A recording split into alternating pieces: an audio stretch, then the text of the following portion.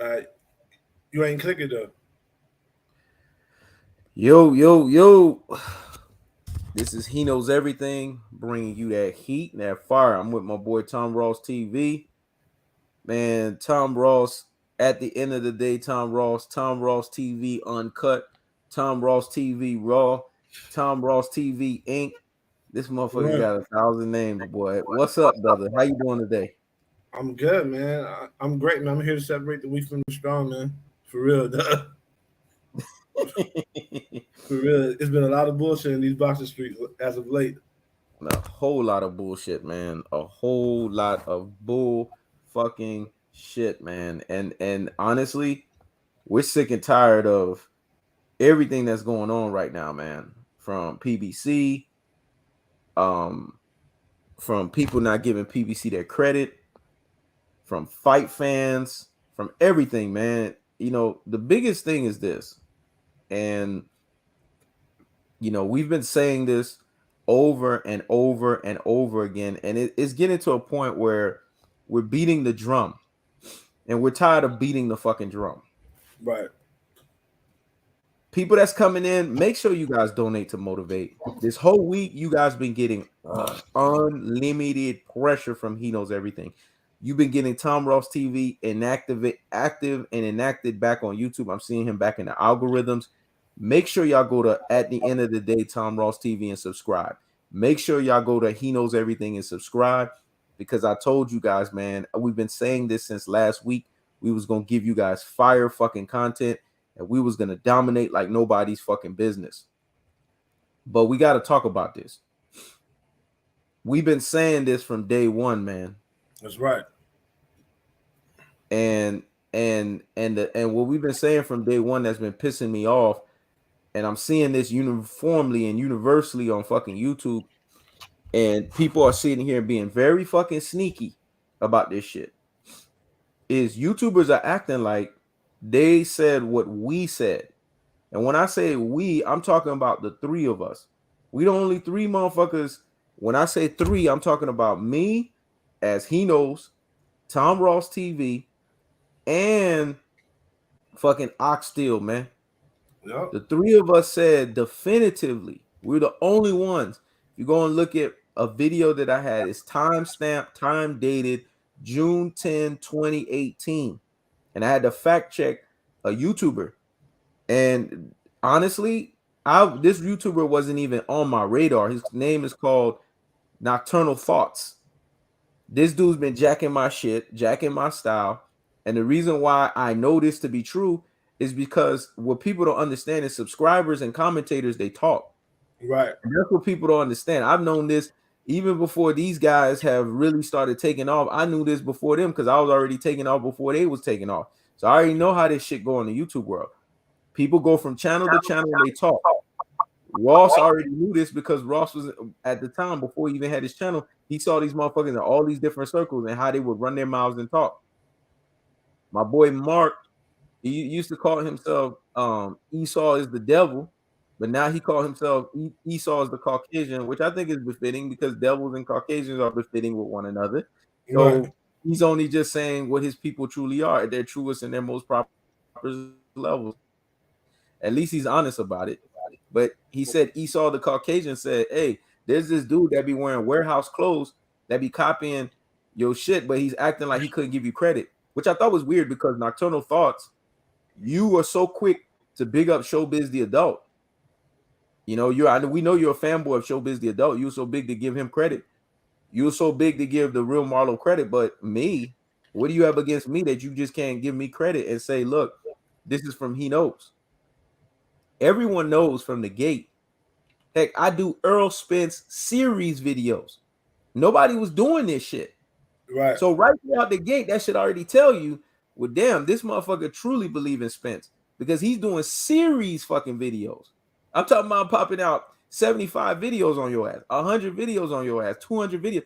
I have to believe in what I'm saying if I'm dropping these fucking videos. Right. Nobody else is doing that shit.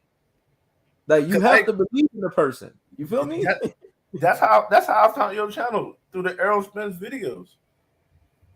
Cause I was looking on Errol. I was on YouTube, drop the Errol Spence name and shit, and look at his workouts, whatever. Seeing him get prepared for who? I think it was Mikey.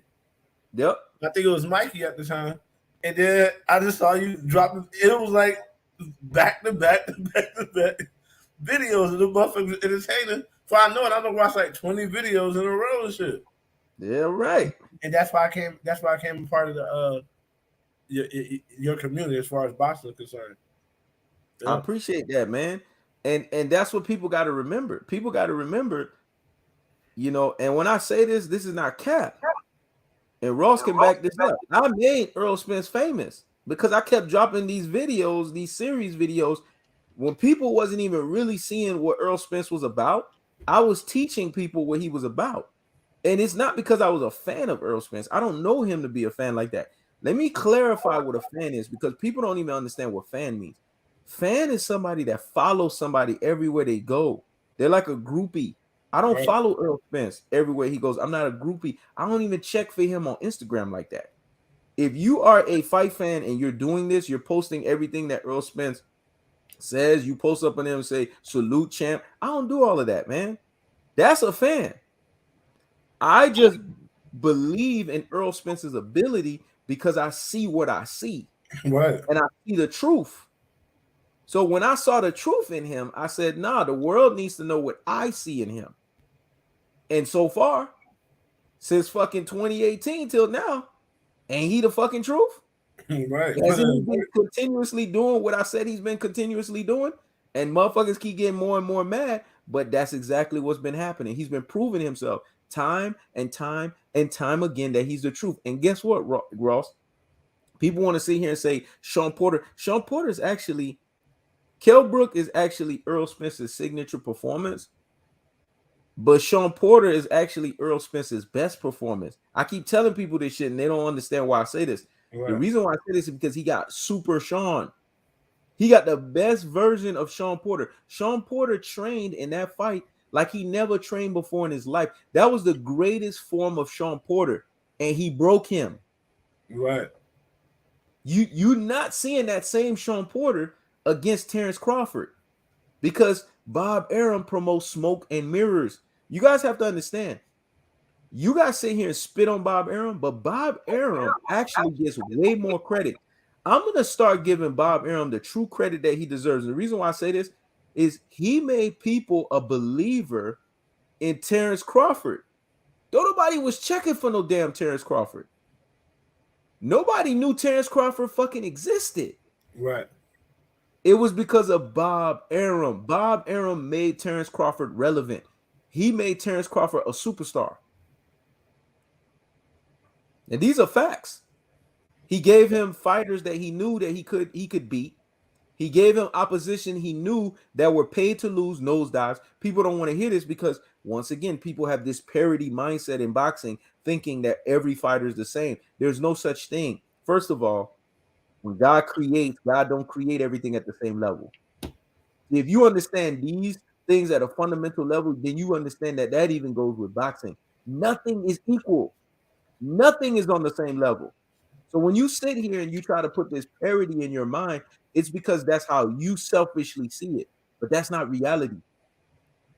In reality, there has to be a pro and there has to be a con. There has to be an alpha, there has to be a beta. There has to be a dominant, there has to be a recessive. That's how it works. Somebody has to be in the lead position. And when you know this is when you say to yourself, okay, let me look at the common denominator between what is in the lead position and what is in the following position. What is in the dominant position, what is in the recessive position. And it was very simple math for me. When I looked at Errol Spence, I said, oh, he's in the lead position. Nobody's better than this guy. So it's very clear that I'm going to use him as the guy that I'm going to build my channel off of. And that's what I did. That was the blueprint. Right. Just like Dante's Boxing Nation.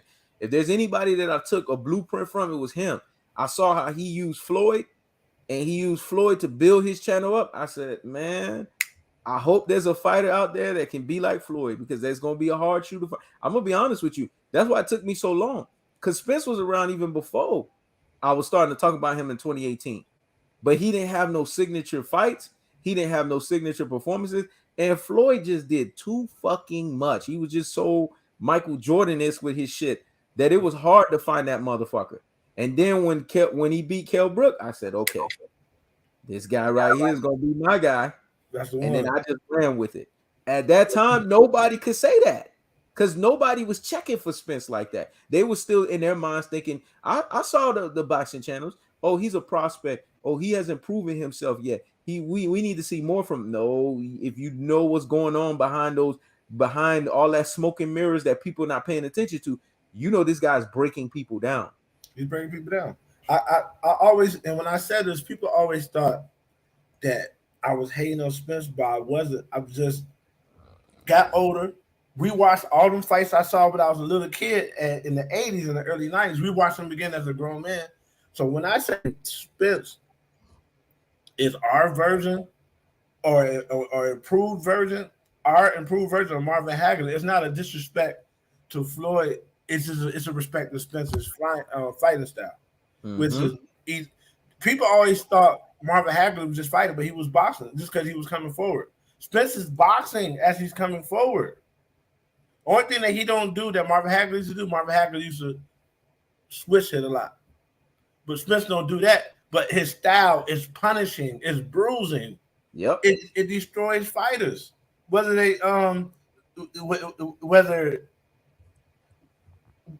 they get their rocks off or not, whether people think it's a close fight or not, they lose either way. Like people thought Sean Porter and Errol Spence was a close fight. It shouldn't have been that close. But Sean Porter, he sacrificed his career. Yep. He has not been the same. He ain't been the same. Kell Brook ain't been the same. These guys ain't the same.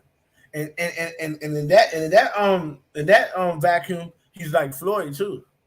Because when Floyd beat people, they're never the same. It's more physical on Errol Spence's side, and it's more mental on Floyd's side. But it happens. After these guys beat you the way they beat you, your career is not the same. Facts.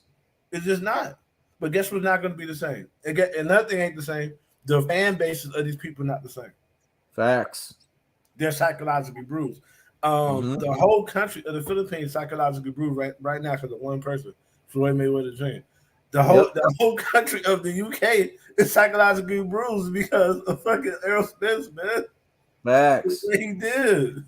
Yep. Because me and Ross was talking about it. They interviewed Kell Brook's grandmother, and then they interviewed Kell Brook. Kell Brook's grandmother knows that Errol Spence broke her grandson, but the grandson is so bitter. He's so insecure. He's so miserable as you know what in his life. He don't want to admit it, and that's what you're starting to see from Spence fighters. The only Spence fighter that has humbly admitted that he was crushed, Mikey Garcia took him time to come to that conclusion because even he started acting a little disgruntled. But he realized, damn, my career is retired. I have to officially say it. So it took him time to get to that point. But the person who was the only one that was humble enough to say this guy retired me was Lamont Peterson. And Lamont Peterson, the reason why it's so profound is because Lamont Peterson is an actual pure boxer. He was the one that actually gave Floyd the hardest sparring match until Errol Spence. Then when Errol Spence gave it to him, that blew it out the water. But until then, until note, it was Lamont Peterson prior. So you have to understand when somebody of Lamont Peterson's boxing ability, a guy that was robbed against Danny Garcia, he really outpointed Danny Garcia and he won that fight. This guy right here loses to Spence to the point to where when people kept saying, well, Sergey, I forgot his last name, was the one that retired. No, Spence already retired him, and then the Sergey guy came behind him and then put the icing on the cake. But it was Spence that already retired him. Spence already washed him. If he didn't fight Spence, that guy that he fought in Sergey, whatever his name, man, Lamont Peterson would have had a boxing clinic against that guy. And this is what Spence does. So when people say Spence don't know how to box, you're not watching the fights when he actually fight boxers. He outboxed Lamont Peterson. Mikey Garcia, you could say what you want about Mikey Garcia. And when people say he went up 2 weight classes, you don't know shit about boxing. Because in that fight, he only went up 1 weight class. He was 140. He fought Robert Easter. Y'all forgot? Lest you forget, I have to remind your ass. He was already at 140. He fought AB and he fought Robert Easter. What weight classes did he fight these motherfuckers at? And then he went up to 147. Right. And this was a 4-time weight division champion. This was a guy who was known to be a hellified counterpuncher. Mikey Garcia was being already talked about as one of the greatest Mexican community fan base fighters because he was undefeated. Mexicans were holding Mikey. I remember they revered him as our little Mikey. That's what they used to call him. Our little Mikey, our little Mikey. And Spence came in there and crushed him. If you want to know why Errol Spence haters are so mad, it ain't even, I'm telling you, it has nothing to do with Terence Bud Crawford. They broke their little Mikey. That's why they mad. Mm-hmm. How dare you ruin one of our Mexican fighters that we get behind? He ruined that dude.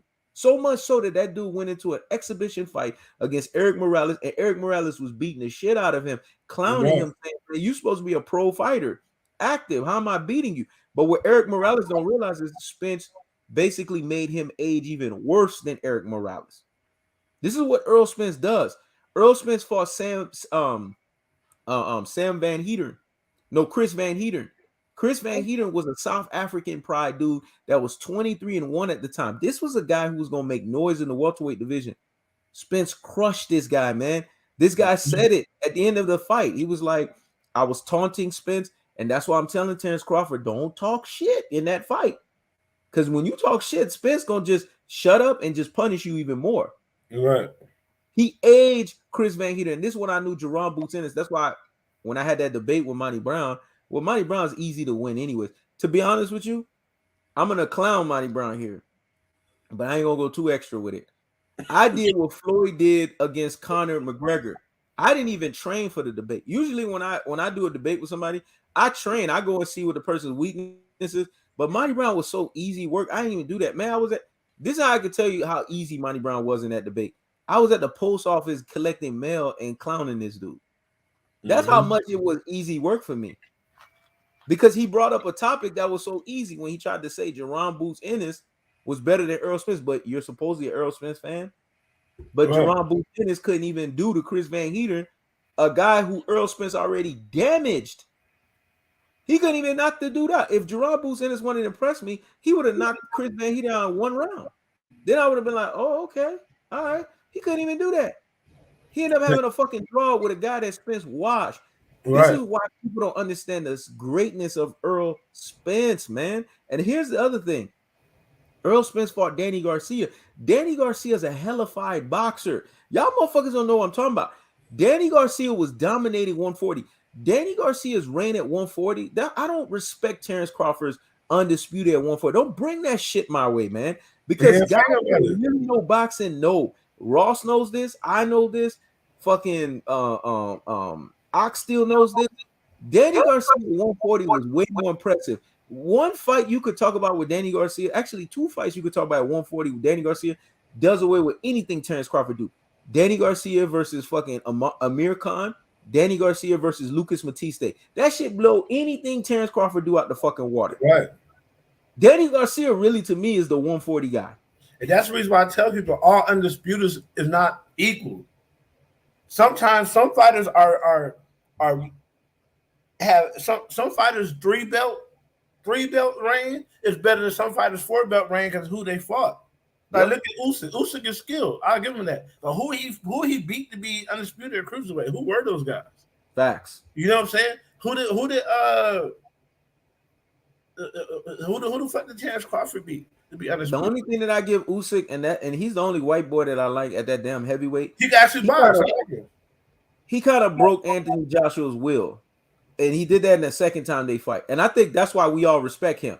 Because I looked at Anthony Joshua's demeanor and the fact that at the end of the fight, he had to training camp and all of that. I said, damn, he broke this dude mentally. And it's rare to see a white fighter do that. The only other white fighter that has done that in recent time was Dimitri Bivol against Canelo Alvarez. Right. Did him bad. Yep. Did him bad. But check this out, though. Keith Thurman went on to say something. And what Keith Thurman does, he plays on the fact that most boxing fans are not boxing historians. They're run-of-the-mill, Johnny come lately, and it's a phrase you always use. They're victims of the moment. Yeah, prisoners of the moment. They're prisoners of the moment. because he said the winner of this fight is going to be better than his legacy going to be better than Floyd's automatically. It's going to be better than Floyd. He's already doing that. He's already doing that white man break up the black people shit. Here we go. It's going to be better than Floyd because they're going to be undisputed. See, that on the surface sounds like it's correct. But if you're a boxing historian, you know that Floyd actually did beat the undisputed champ in Baltimore.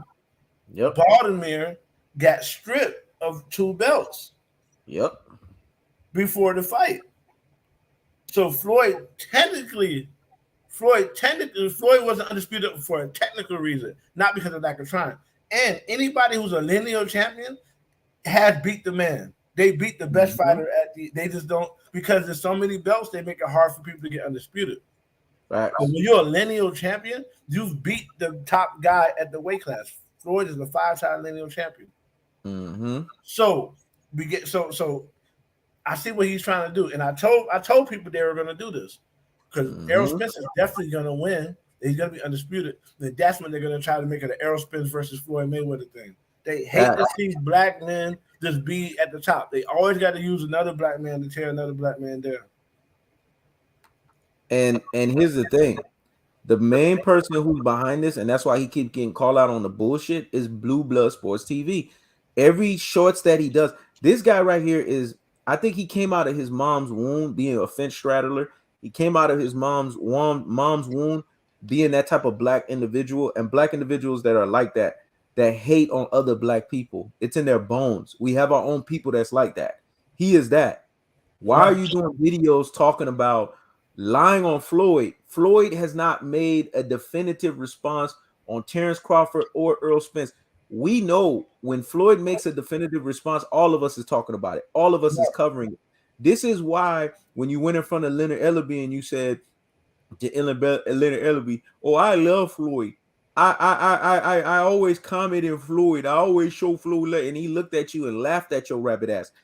You're not showing Floyd Mayweather love when you're lying. When you're lying. Because at the end of the day, when you lie on someone, that's not showing them love. All because you want to generate subs and views. I don't care that you have hundreds and hundreds of thousands of subscribers. You're a laughing stock on YouTube. Your legacy is a laughing stock. Right. See, I done told you guys this. I prepared every YouTuber out there. If you guys were paying attention to my platform, you would have been on rocky and solid fucking foundation. But if you didn't listen to what I said, you would have been on sandy foundation. Look at all of these guys that have so many subs. They're not respected. They're a laughing stock. Showbiz the Adult, laughing stock. Blue Blood Sports TV, laughing stock, because they don't stand on rocky and solid foundation. When you stand on a rocky and solid foundation, people respect you. Right. People respect me. People respect Ross. People respect the Real Marlo TV. For a while, people wasn't respecting Contender Regime Boxing, but see, I steered his ass straight, and now he's getting the respect. Because first of all, you from Texas, you shouldn't even be talking 50-50. If you from there, it should be Texas already. Texas steady. We stay motherfucking ready. I know how Texas motherfuckers are. There's a pride. There's a special, man. Dallas Cowboys could be the most garbagest team. They'll rock Dallas Cowboys. Look at Errol Spence. Dallas Cowboys. That's how Texas dudes are. Right. It don't matter if you from D-Town. Don't matter if you from H-Town. It don't matter where the fuck you from. When you from Texas, there's a certain way that you carry yourself. Man, I know a lot of dudes in the military that was from Texas. They introduced me to syrup. We used to rap. We couldn't rap for shit. But we were out there with 211s and Hennessy. We used to call that shit Greyhound. Rapping like we down south niggas and shit like that, saying all kinds of garbage or whatever. And we did it for hours. So I know how these niggas are, man.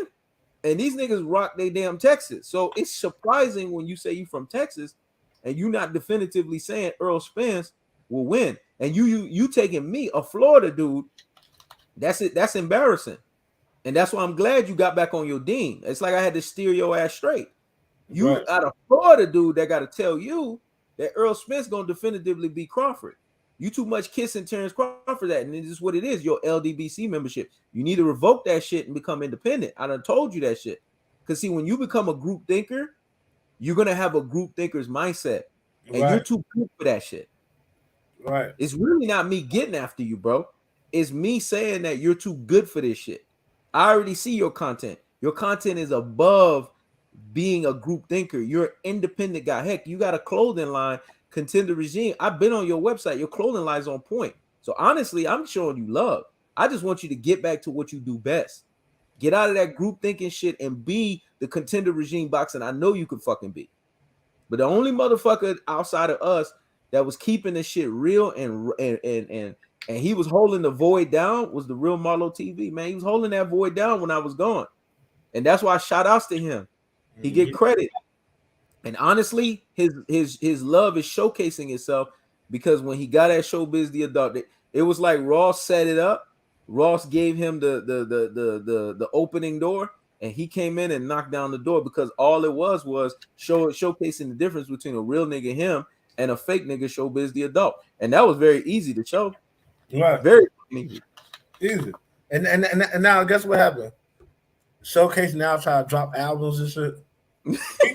He think dropping a rap album make him more black. That go to show you he see himself through a white man's point of view. That's something a white man would do to try to impress and win over black people, like Max Kellerman and shit.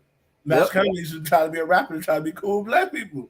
Yep. So this nigga with a Max Kellerman route, he already black. You don't have to prove your blackness. Yep.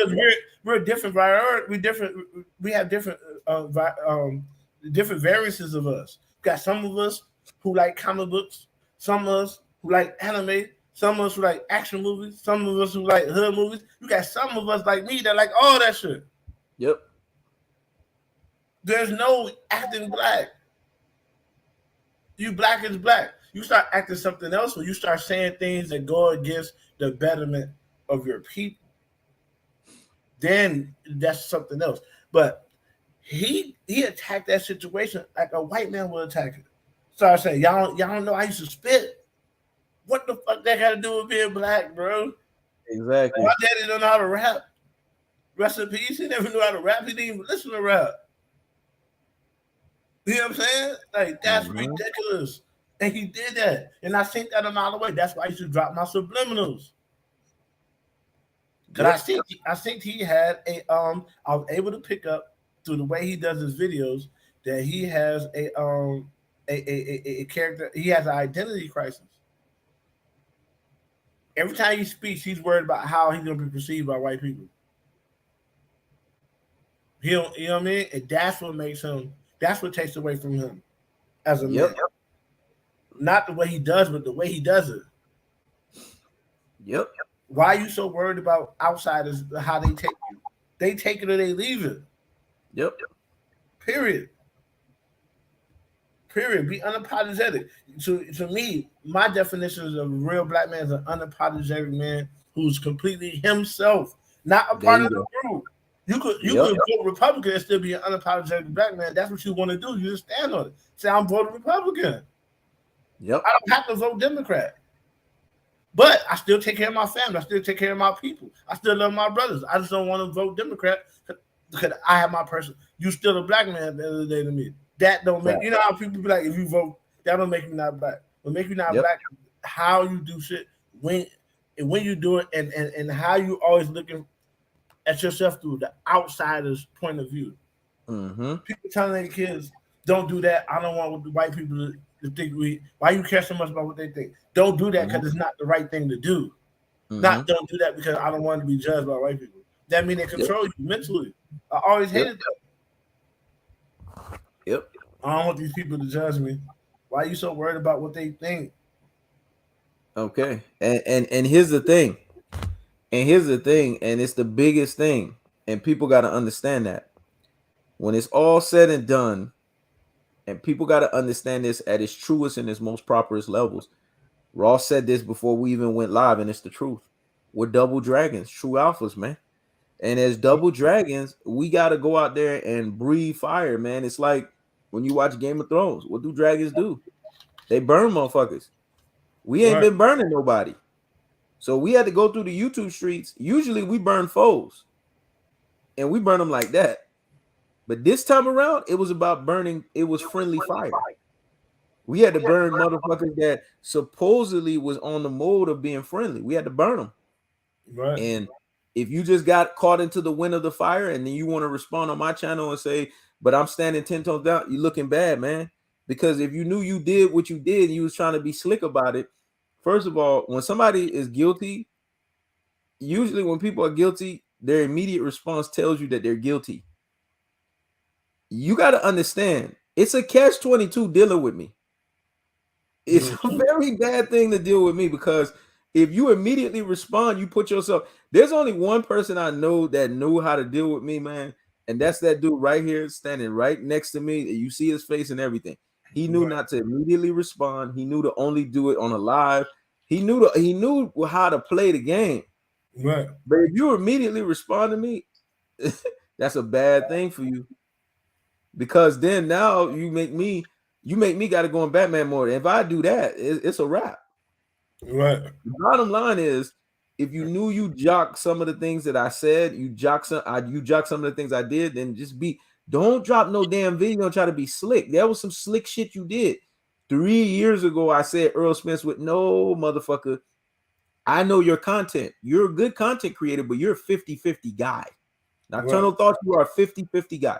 Every time you talk boxing, you say, well, this is the reason why I like this fighter, and this is the reason why I like that fighter. You talk like a computer, like everybody else. You say the same shit everybody else say. You say, well, in boxing, you can't be a fan of a fighter. You have to look at it like both fighters can either beat either. That's that 50-50 dumb shit. Both fighters can't be, because always it's normally a winner. Exactly. Because you got to make. My thing is this. From the content perspective, I can understand somebody bringing out strengths and weaknesses and saying how both fighters go in. But at the end of the day, could you at least pick somebody? These guys do that, and they don't even make a definite pick at the end. They leave it vague, like they scared. Yep. You're either gonna be right or you're gonna be wrong. Men are wrong too. It's okay to be wrong. Then you could double back and say, you know what? I was wrong. I chose wrong. This guy won, blase. But as men, how are you putting out content? Well, how you live your life? Always vague. Nobody knows exactly how you feel about things. Yep. How you living your life like that? You don't have to go around just spilling your feelings and your thoughts everywhere. But when asked directly, why is it you can't stand your ground? You wonder why women don't respect you. They treat you the way they treat you. Yep. Women don't disrespect me because I let it be known exactly how I am. Yep. What I expect, what I'm not going to tolerate. Yep. And I stand on it. Yep. So they already know. They talk to me a certain way. It's a wrap. They can sense that this nigga is not going to play with me like that. Yep. But when you're, and it's funny that you said that, because I'm gonna say something vulgar, but before I say what I say vulgar, that has nothing to do with boxing, I'm gonna talk about this from a boxing standpoint. Now I know what my purpose is. You know how you always know your purpose, but then you know the purpose, but then within the purpose, then you know the purpose within the purpose. In the grand scheme of things, I've been trying to figure that out. Now I know my job, whenever I talk publicly, is to make men become men. Is to make men enlighten themselves and activate the men in them. Right. If they can't be that way, follow my lead, and then you become that way. Because here's the thing: every time I do an Errol Spence series, I put my reputation on the line. I put everything on the line. You know why?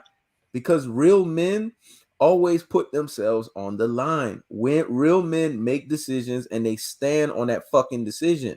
Exactly. They don't sit there and waffle back and forth. When you do the waffling back and forth, everybody that do that, y'all need to go back and start saying this. I'm giving y'all games so y'all can start saying this to everyone.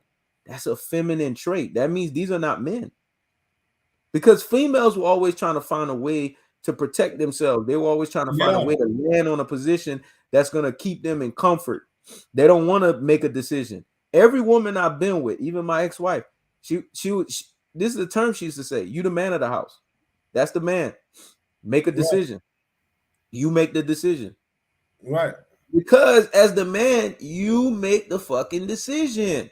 You being a fan. It's actually you being a man. Let me say it again. It's not you being a fan. It's you being a man. Right. When you don't make a decision, you're actually a woman. Right. And you don't stand on shit. And what people don't realize is it's not even that you picking. If you're picking against Errol, I don't see the logic in it, but that's fine. I don't see the logic in a lot of shit people do because it's me.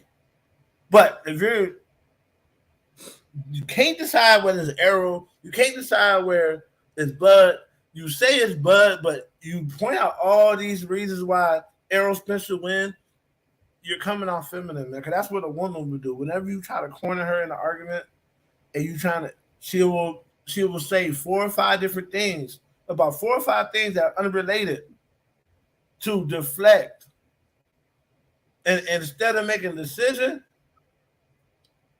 if you make her make a decision, she could be so upset. Instead of making a decision, she was just waffling around, being a vague gray area. Mm-hmm. And then you'll get your answer by what? By either her silence, by something she does physically. You'll get her answer, but she won't come out her mouth and say it. Like these guys have given us their answer, believe it or not. These guys who are fake, just listen to how they talk. They will say shit. They'll be like, Bud does this, Bud does blase, blase. But listen to what they say about Spence.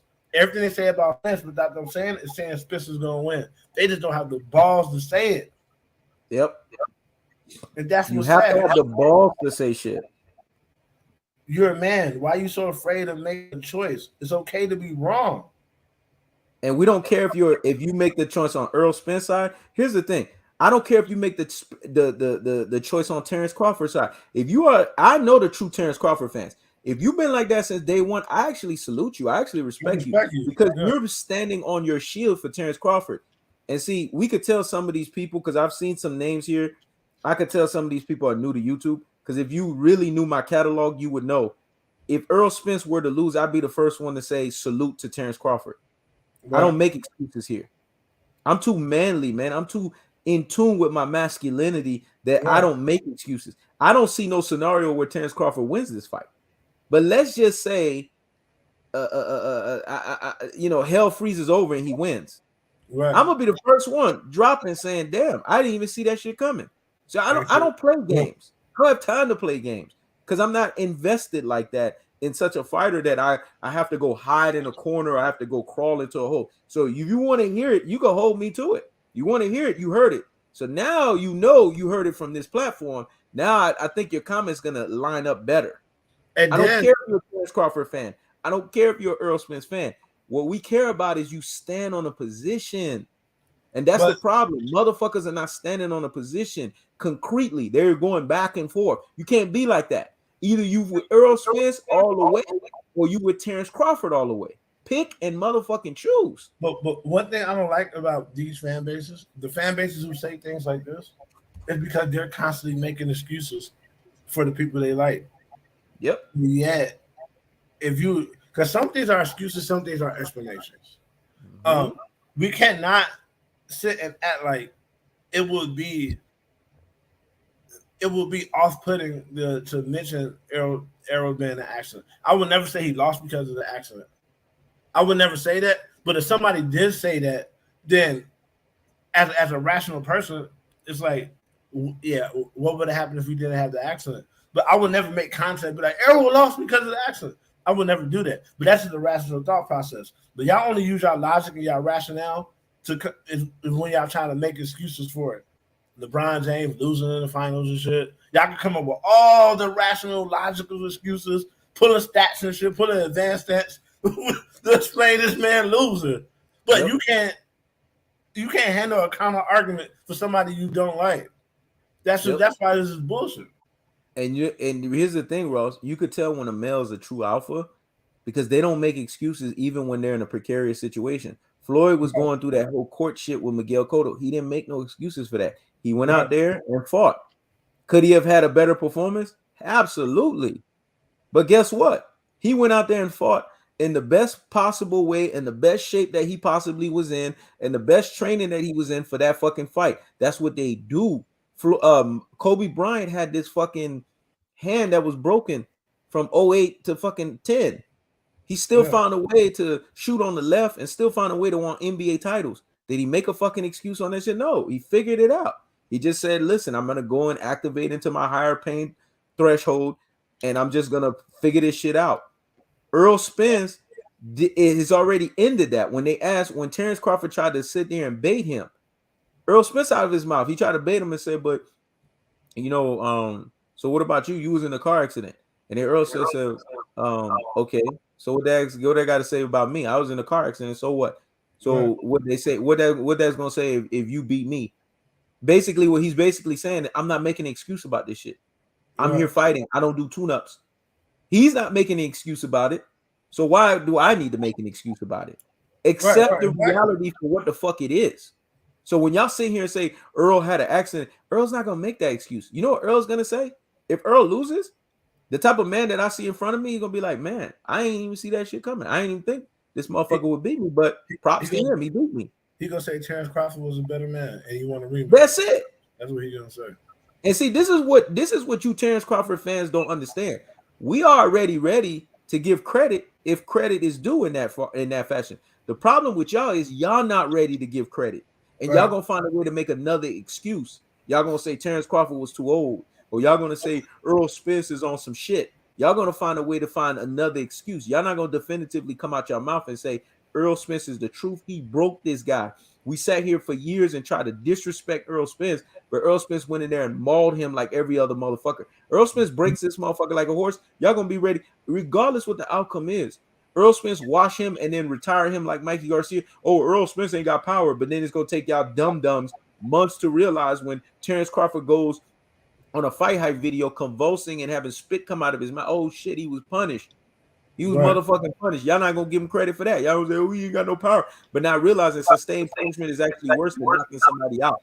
If you're a true boxing eye test person and you're not a casual, you know this. You know that. Or the other variation where Errol Spence knocks him out. You're gonna be like, man, Terence Crawford was too old. Y'all motherfuckers make excuses. We don't make excuses over here.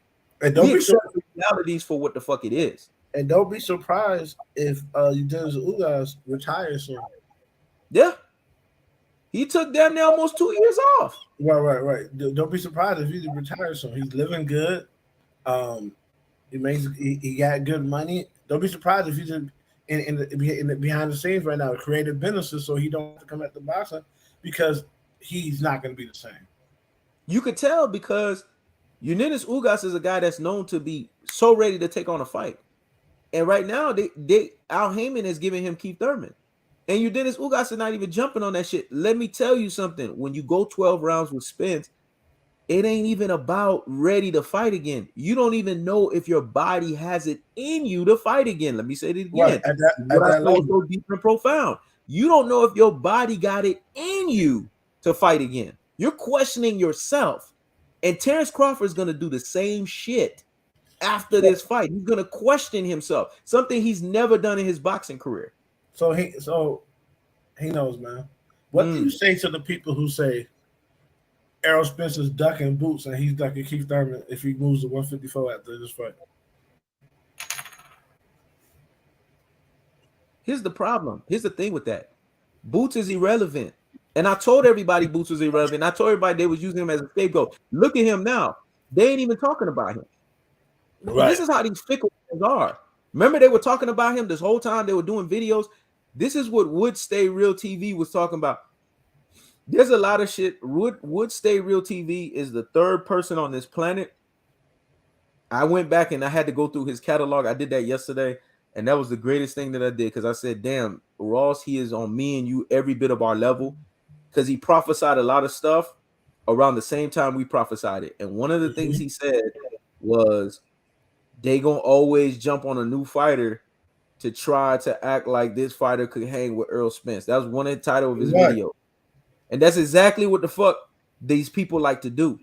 Right now, they're not talking about boots in this. Do you see they just jump right back like the cockroaches that they are? You know, la cucaracha, la cucaracha. The reason why they was doing that, low key, is because a lot of Bud fans know Bud's going to lose this fight. Yep. And they were trying to find any way to get Errol Spence to fight somebody else besides Bud. And hopefully he can probably take an L. Yep. They're trying to get any kind of way. Because notice, Spence was gone those 2 years after that accident. Mm-hmm. Bud fans didn't even press Bud to fight the other welterweights. They don't believe in Bud. They're only fans that hate on other black fighters. The only Exactly. fan on his hate on other black fighters. La They don't. cucaracha, la cucaracha. You know puedo caminar. They scattering fucking cockroaches, bro. Right. That's what they are. At their truest and their most properest levels, they're scattering cockroaches, and they scatter. Cockroaches are the most annoying creatures because you can't kill them off, and every time they come back, they come in a mutated form. Right. If you go look at the very first cockroach until you see the cockroach today, it's a completely different creature. Right. This is what these haters and these trolls are. They are different mutations and different forms. So they're always going to find another fighter to jump on because that's what they do at their truest and their most properest levels. They try to sit on Jerome Business, but I told y'all he wasn't going to work. The reason why he wasn't going to work, look at what they did. They jumped right back on Terence Crawford when they supposedly said Terence Crawford dissed Jerome Business. The problem with Jerome Business, and I've been telling y'all that, he needs to get a quality PR team. He doesn't have a quality PR team. Heck, he need me on his fucking payroll. Just pay me like 10 grand a month. I'll be on your fucking payroll. I'll help you with speech and everything. Just give me the fucking mic and shut the fuck up, and I'll help you with speech. The problem with Jerome Business is when he got on the mic and he started talking to Terence Crawford, Jerome Business is the type of dude, a lot of dudes are like this. He gets what's called starstruck. So when he's around somebody that's of a higher mold than him, he don't know how to talk for himself. So when Terence Crawford was on the phone, because he did this shit with Errol Spence, and I see he did it with Bud, and I said, okay, that's his problem. He didn't say anything that was not factual. He was right that Terence Crawford was ducking him. It's just Terence Crawford is the master of smoke and mirrors. When you're dealing with somebody that's a master of speaking in smoke and mirrors terms, the way that you defeat them is like Errol Spence. You just defeat them with the truth. Right. But Boots don't know how to speak in truth terminology.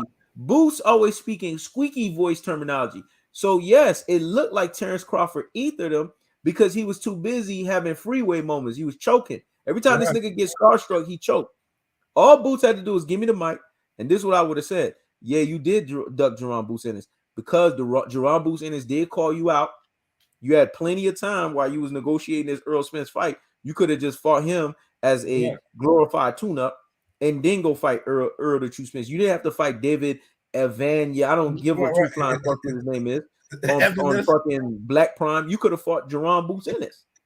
Evidence, dude name sound like a bottle of water. Exactly. Like, who the fuck? We can't even halfway spell this motherfucker's name. You could have fought that dude, Jerome Business, and prove yourself. But no, you didn't fight him because you didn't want that smoke. And Keith Thurman probably would have been right in talking for himself. But here's the thing. Keith Thurman is the Pied Piper of boxing. And I took that one. See, when I take shit from people, I will immediately say the name. Nocturnal Thoughts, I know you're listening. Pay attention. This is how you give people credit. When you take something from somebody, you immediately say you take it from them. I'm teaching you how to do it. I heard this from Wood Stay Real TV. He said, Keith Thurman is the Pied Piper of boxing. I said, damn, this motherfucker gave him the right name. Because when you're the Pied Piper or something, that means you run your fucking mouth, but there's no action behind what the fuck you say. Or you could be a person that run your mouth, but you slick on how you say it. But he ain't the slick mouth type of Pied Piper. He ain't the R. Kelly. He's the other kind of Pied Piper. He's the Pied Piper that run his mouth and ain't gonna have shit behind it. And that's Keith Thurman.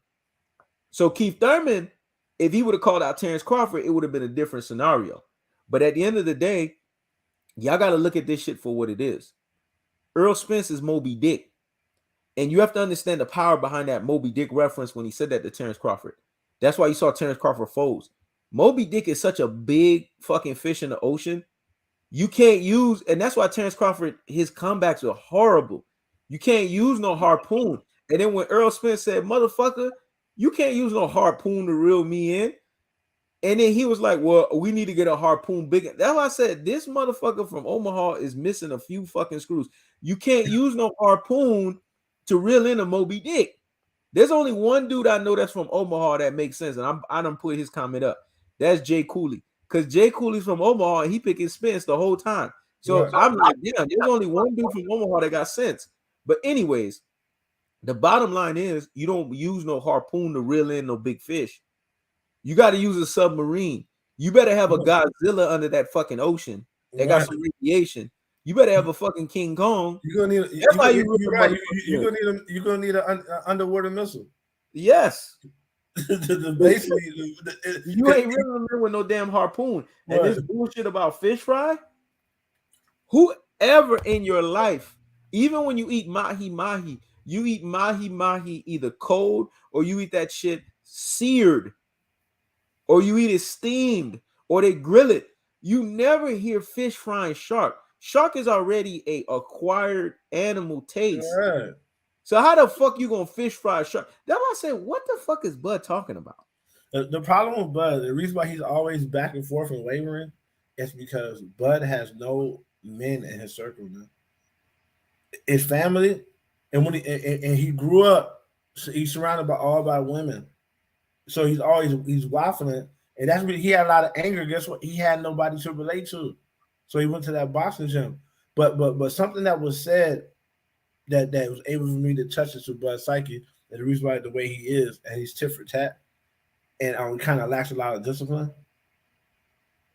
His mother said, I purposely refused to love him, by the way, because I wanted him to get that anger so he could box. So he's missing a lot of basic elements that he should have had coming up psychologically. So that plays into the way he fights too, because he was doing shit, acting up to get his mother's attention. So a lack of discipline has become his discipline. That makes sense. A lack of discipline, because your discipline is what you get up and you do every day. So doing one thing, because Terence Crawford will do one thing that's working and just switch for no fucking reason. He can't consistently do anything. This is why he will lose against Errol Spence. Errol Spence can consistently fight the same way round 1 through round 12. Terence Crawford can't. It is even when he's fighting against people he's supposed to whoop. How is he gonna be consistently great against somebody, but it's not in his makeup, his DNA character? The DNA character is to fly off the handle and do things that don't make sense, trying to get the attention. This is in a fight, when he gets hit, instead of him collecting himself and figuring out how he got hit, he automatically tries to get the attention, no matter what he has to do. This is going to get him in a world of trouble, but that's his psyche from when he was raised. He's in a house full of all girls. He's the only boy. And we all know how a lot of single black mothers are. You're the only boy. It's all about the women in the house. How do you get attention? Negative attention, bad attention to a kid, it don't matter. You act up at school, you whoop somebody else, right? You're always angry. You know what I'm saying? This, that, and the third. And she refused to give him the nurture. She said she never told him she loved him. And I'm not saying this to be funny. I'm saying this is so why he is the way he is, and why that's going to be a detriment, and why Spencer fights the way he fights and consistently do something great over and over. He has a fucking father, man. There you go. When you see your dad, fucking father in the damn home, that's a separation. And when you see your dad get up every day, go to work, get up every day, go to work. He thinks you're asleep, but sometimes he wakes you up making some food and shit, and you hear him like, man, I'm tired of this motherfucking job. These motherfuckers get on my nerves. But he goes to work every day. Every day. That builds something in your psyche. I went through a lot of shit in the Navy. I never thought about quitting. I knew in my heart, no matter what I said, and what I said, I make decisions on 3 different levels: mentally, physically, with the action, and spiritually. I might have felt I wanted to quit. I still never quit.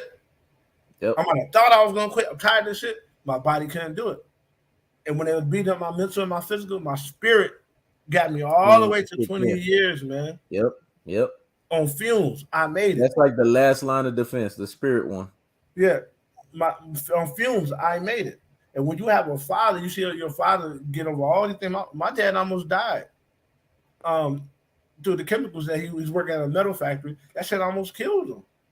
And when you see all this shit from the man in your life, it makes you strong, because you see it. You see just how I got to be. He had retired, and still you see I got to grind, man. I got to do this, and when I do something good, I got to be consistently good at it all the time.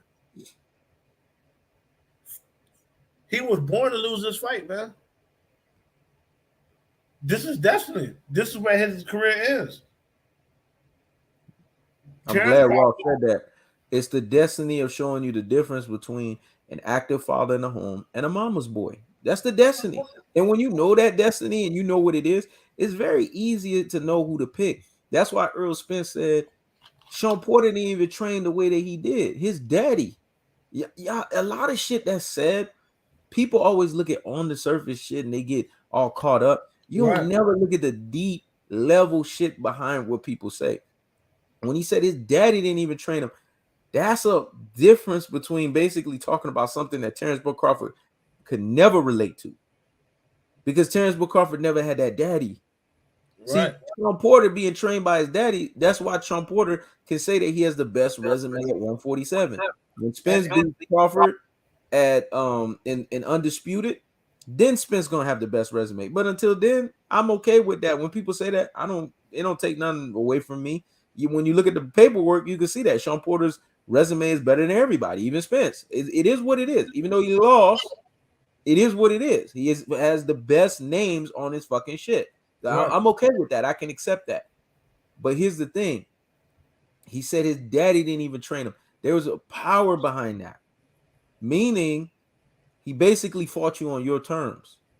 And that's why you won. Your terms was very simple. You guys have to understand when Errol Spence did the press conference when he was saying Terence Crawford is smoking mirrors, he was saying a lot of things that went over a lot of people's heads that now y'all starting to understand it. Right. Because when he said Bob Arum promotes smoke and mirrors. Right. Bob Arum is the reason why you guys are talking about Terence Bud Crawford the way he is. Y'all actually, all of you Terence Crawford fans, you actually need to give Bob Arum credit. Because Terence Bud Crawford has been promoted into you guys in a way to where Bob Arum's even deceived you guys to make you think that Terence Bud Crawford is more than what he is. That's why y'all hold him in so high regard. Let me tell you something. If Terence Crawford knew that Sean Porter could have had his daddy in the fight and all of these things, and Bob Arum would have allowed these things, Terence Crawford would have ducked the fight. The reason why Terence Crawford accepted the fight is because one, part of the contract is Kenny Porter can't train you the way he's supposed to. And that became evident because look what ended up happening. Kenny Porter didn't even train him. Another element in the contract, your strength and conditioning coach can't even really touch you the way he's supposed to. That became evident because where did Sean Porter start his training camp? He started his training camp day one. When has a fighter ever done this? This is how people don't realize it's a paid to lose nosedive. Right. He started his training camp with his baby on his fucking lap, and he's punching some fucking Walmart version of a punching bag that any of us can go and get and blow up. Are you fucking kidding me? Right. And that is a guy that's really training? Like, how did that shit not go over people's heads? I'm sitting there wondering why people are not scratching their head like, what the fuck is he doing? And he did this kind of training for 3 weeks until he actually went into the high performance gym to go fucking train. But so did you really think he was the same Sean Porter? Right. But here's the caveat. The reason why he was training like that, because he knew he no longer could train the way that he trained for Errol Spence, because Errol Spence had taken years off his career. Errol Spence had unofficially retired him. Yep. So he's going into this fight knowing that, man, I can't train the way I trained for Errol Spence. But think about it is, you fighting Bud Crawford. You don't need to train like you trained for Errol Spence. You just need a decent training. That's it. So Errol Spence beat this man so bad, he had totally given up on boxing. Think about it. Sean Porter been hit with way cleaner punches than that and got up. He fell and he failed and got stopped off some punches off his shoulders that didn't even land. Come on now. Same shit that happened with Kell Brook. Same shit. And that's when I knew Bud Crawford fans were delusional.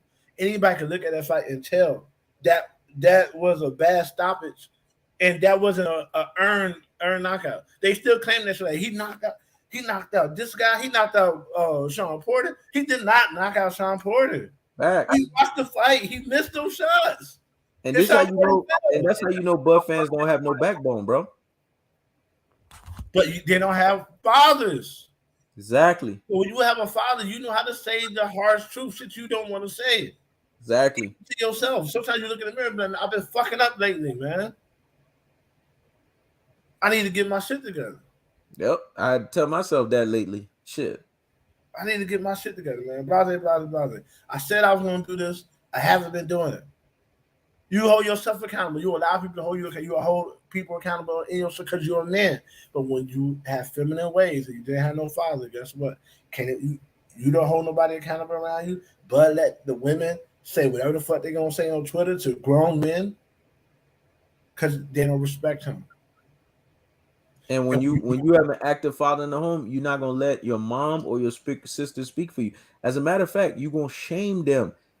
Yeshua shamed his mom when his mom tried to defend him or speak for him. right, He shut her up. You don't. I'm a grown man. You don't speak for me. right. You don't speak for me. You know what I'm saying? But you gotta understand one thing. When you lack that father, I could say this, and people they be in their emotions when they hear shit. Well, I like the daddy, da da da. Da. You're disrespect. Like no, so get out of your feelings. I've raised two different ways. I was raised without a father. I was raised with a father. Yep. So I know what the fuck I'm talking about. When you don't have that father in your life, there's some parts of you you behave. I'm not saying you're a girl, you like men, but there's certain parts of you that are women like until you get that constant male figure in your life. Facts. And I want to And address two things. I want to address what Ross is saying on his point, and then go to this barbershop conversation. The first point of what I want to address is this: Bud man fans lack ethics, they lack morals, they lack values, and it has to do with just them being mama's boys, man. It is what it is. When you're in that position, you're gonna always lack that shit. yeah, When Terence Crawford hit Sean Porter the way he did, when he hit Kell Brook the way he did, we knew it wasn't like Spence. Spence actually punished Kell Brook. He actually made Kell Brook bend the fucking knee. That was yeah, actually a credible stoppage. When he hit Sean Porter, they were doing a phone booth fight. Fight fans are so truly not into boxing. They keep telling you, let it keep it boxing, and they don't even do that shit.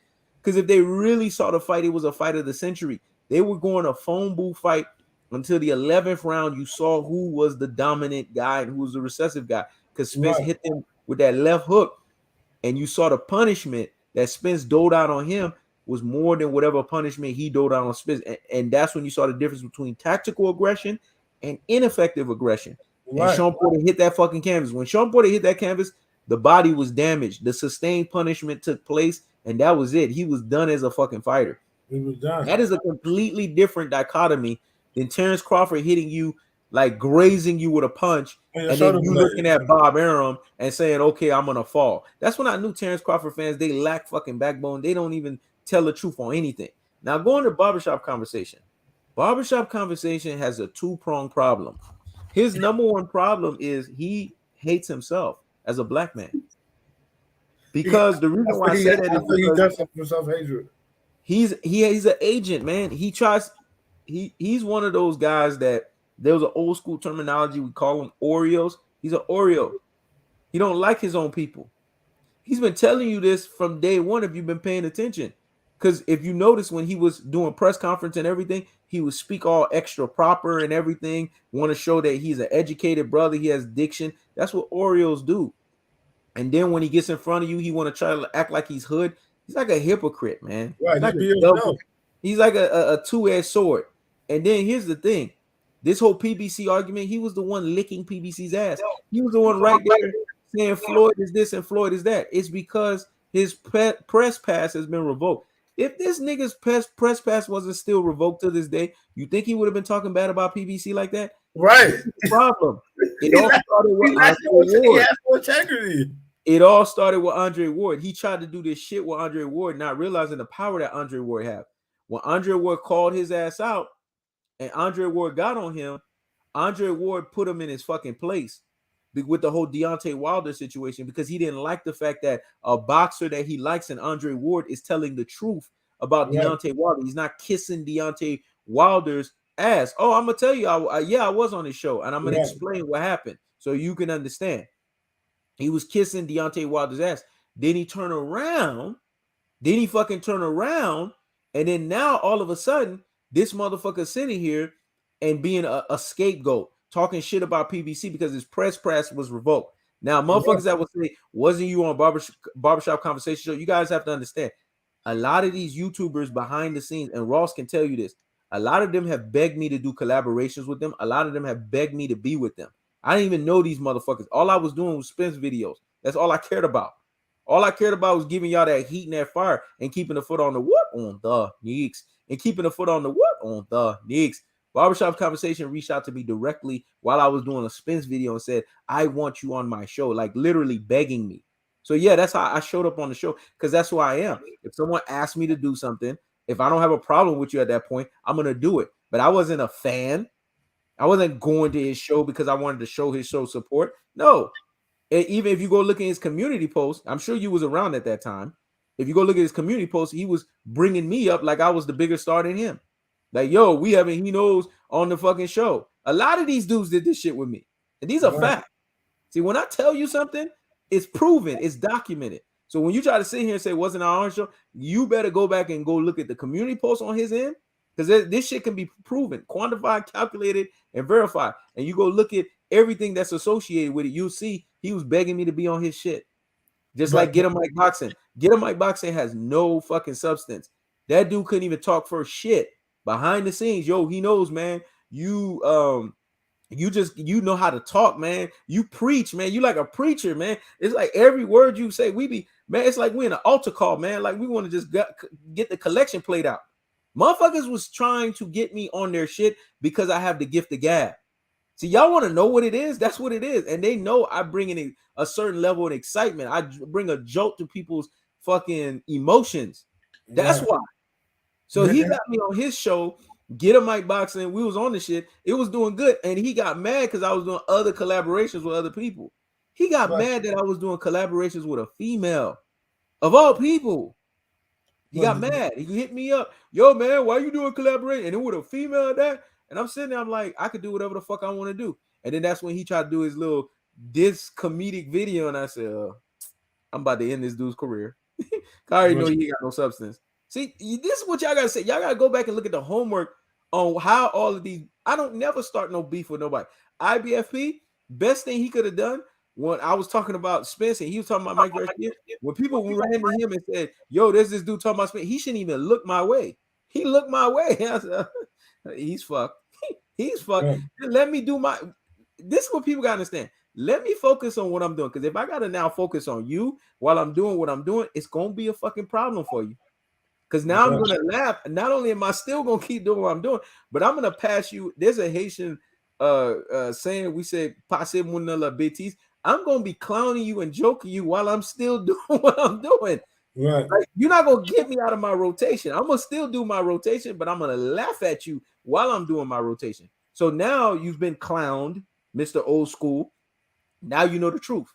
See, everybody that knows me knows the truth. I don't go seeking for people. People come and seek for me. That's put this comment up. I want to explain something. Not this comment. No, Mr. This Old School? Yeah. No, Mr. What you said that to say what, man? And that's the thing. That's feminine. Yeah. You feel a way, say it. Yeah. First of all, wasn't you Barbershop Conversation Show? Wasn't you on Barbershop's Conversation Show? Number one, but just say what you're saying. So basically, what you trying to say? What? That either hypocrite for talking about barbershop because you can't be on somebody's show and critique them. Yep, we're men. So the fact that you think that's a woman's mentality. A woman was he's a dick sucker. A woman will say you can't critique women because you came out of a woman's vagina. That don't make sense. But to a feminine man, that makes sense. Like, you wrote that as a man. Yep. Why would you write that? Why would a man write anything directed to another man that's not direct? Why is it vague? Yep. Vague is supposed to be when you directed to a group of people. Yep. You talk about a group, so you talk about something that's direct, but you're making it vague because you can't specify because it applies to. Why would you say something directly to a person that's vague? Yep. Like you scared to say how you really feel about something. Because at the end of the day, they still want to be on that channel so that they can be there, whatever they are, wrench. They want to stay on that wrench moderator level so they don't get, because if he goes and now gets controversial here, then it's going to report back. That's how this shit work. We know the mechanics of this. It's going to report back that he was acting up, and then he go back to that other channel. Then he loses wrench status. That's all that bullshit is, man. But here's the thing, though. The thing about that shit is they don't say nothing. That's it. If you're not gonna say how you really feel about some shit, you're gonna reserve that right. You have the right to remain silent. Don't say nothing. But this is what it is. This is what it is. He can't say he knows. Damn, man, I wish I was half the man you are. You're just confident. You just so sure in yourself. I'm not sure in myself. Just say that. That we all know that's what it is. I'm not sure in myself, and I hate the fact that you're so sure in how you are, and that bothers me. Everybody that gives me polarizing comments, I see your true mask behind you. You're annoyed that I'm so sure in what I say. One dude had to say, man, you reassuring us that Spence is going to win. I'm not reassuring shit. I'm telling you what I've always been telling you, and I'm going to keep telling you it over and over again. Like Spence is going to keep beating up Terence Crawford over and over again. But that's the problem I have with some men. Is why do you need reassurance, man? Exactly. Do you feel that way? Then let it be. So basically, these niggas is going from video to video, getting reassured and getting convinced. They'll leave this video, go to another video. I watch all videos because I want to know the competition. Man, I told you that. Remember, Ross, I told you that shit years ago. That's what these niggas do. Yeah, I always stake out the competition. I always do that. Because when I attack, trust me, you're going to be like, damn, that's fucked up that you did that. You know what I'm saying? So I always taking out the competition, and I understand people on the mental level. Yep. But I'm not getting proselytized by nobody. Well, how I feel, how I fucking feel. I'm trying to figure out why you saying what you say. But y'all going on all these channels and y'all being convinced by these things. So you'll leave here, go to the LDBC channel, and then be on that bitch be like, damn, you just reassured me that Bud don't win. And then you'll go to then you'll go to fucking what's his name? Showbiz the Adult and be like, man, I don't know what to think now. Then you'll come back to us and be like, man, Errol Spence gonna win this shit, dog. Yeah. Do you know men don't think that way? That's so fucking confusing. There's men who make bad mistakes all the time and don't give a fuck because that's what they wanted to do. And they continue to do that. They don't go back and forth. Once they make a decision, that's what the fuck is gonna be. They do. Yeah. That's it. Y'all ass keep going back and let niggas convince you. What? I have my way I'm thinking. If you will come with tangible evidence that's rational and logical, you can't convince me of a motherfucking thing, man. And even then, I'm gonna say I gotta think about it. Yep. You can't nobody just come and change my mind on nothing, man. Yep. What? Y'all ask something, y'all. I'm glad you reassured me. You sound like a bitch. Exactly. Well fucking said. See? Even this is what I said. When you set a certain legacy in place, people always, you see, he countered Mr. Old School. DK said, I remember, bro. Basically saying he remembered exactly what I just explained. Motherfucker came to my shit. I pinned this comment too. DK could tell you. When he dropped this comment on my shit, I pinned it and he said, man, I want you on my show. And he even put his number in the fucking comment. So this is what you don't understand.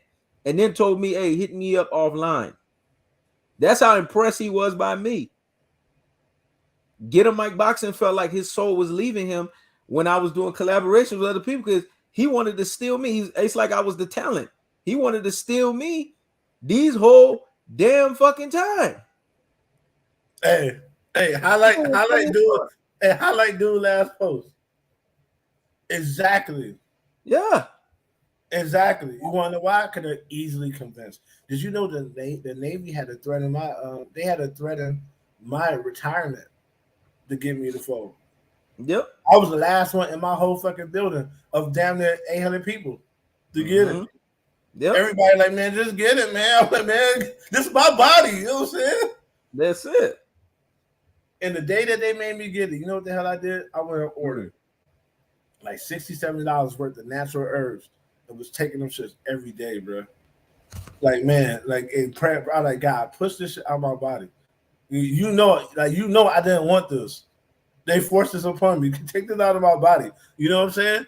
But you're right. The easily convinced, the weak-minded people were first in line to get that shit, and a lot of them are dead right now because of that shit.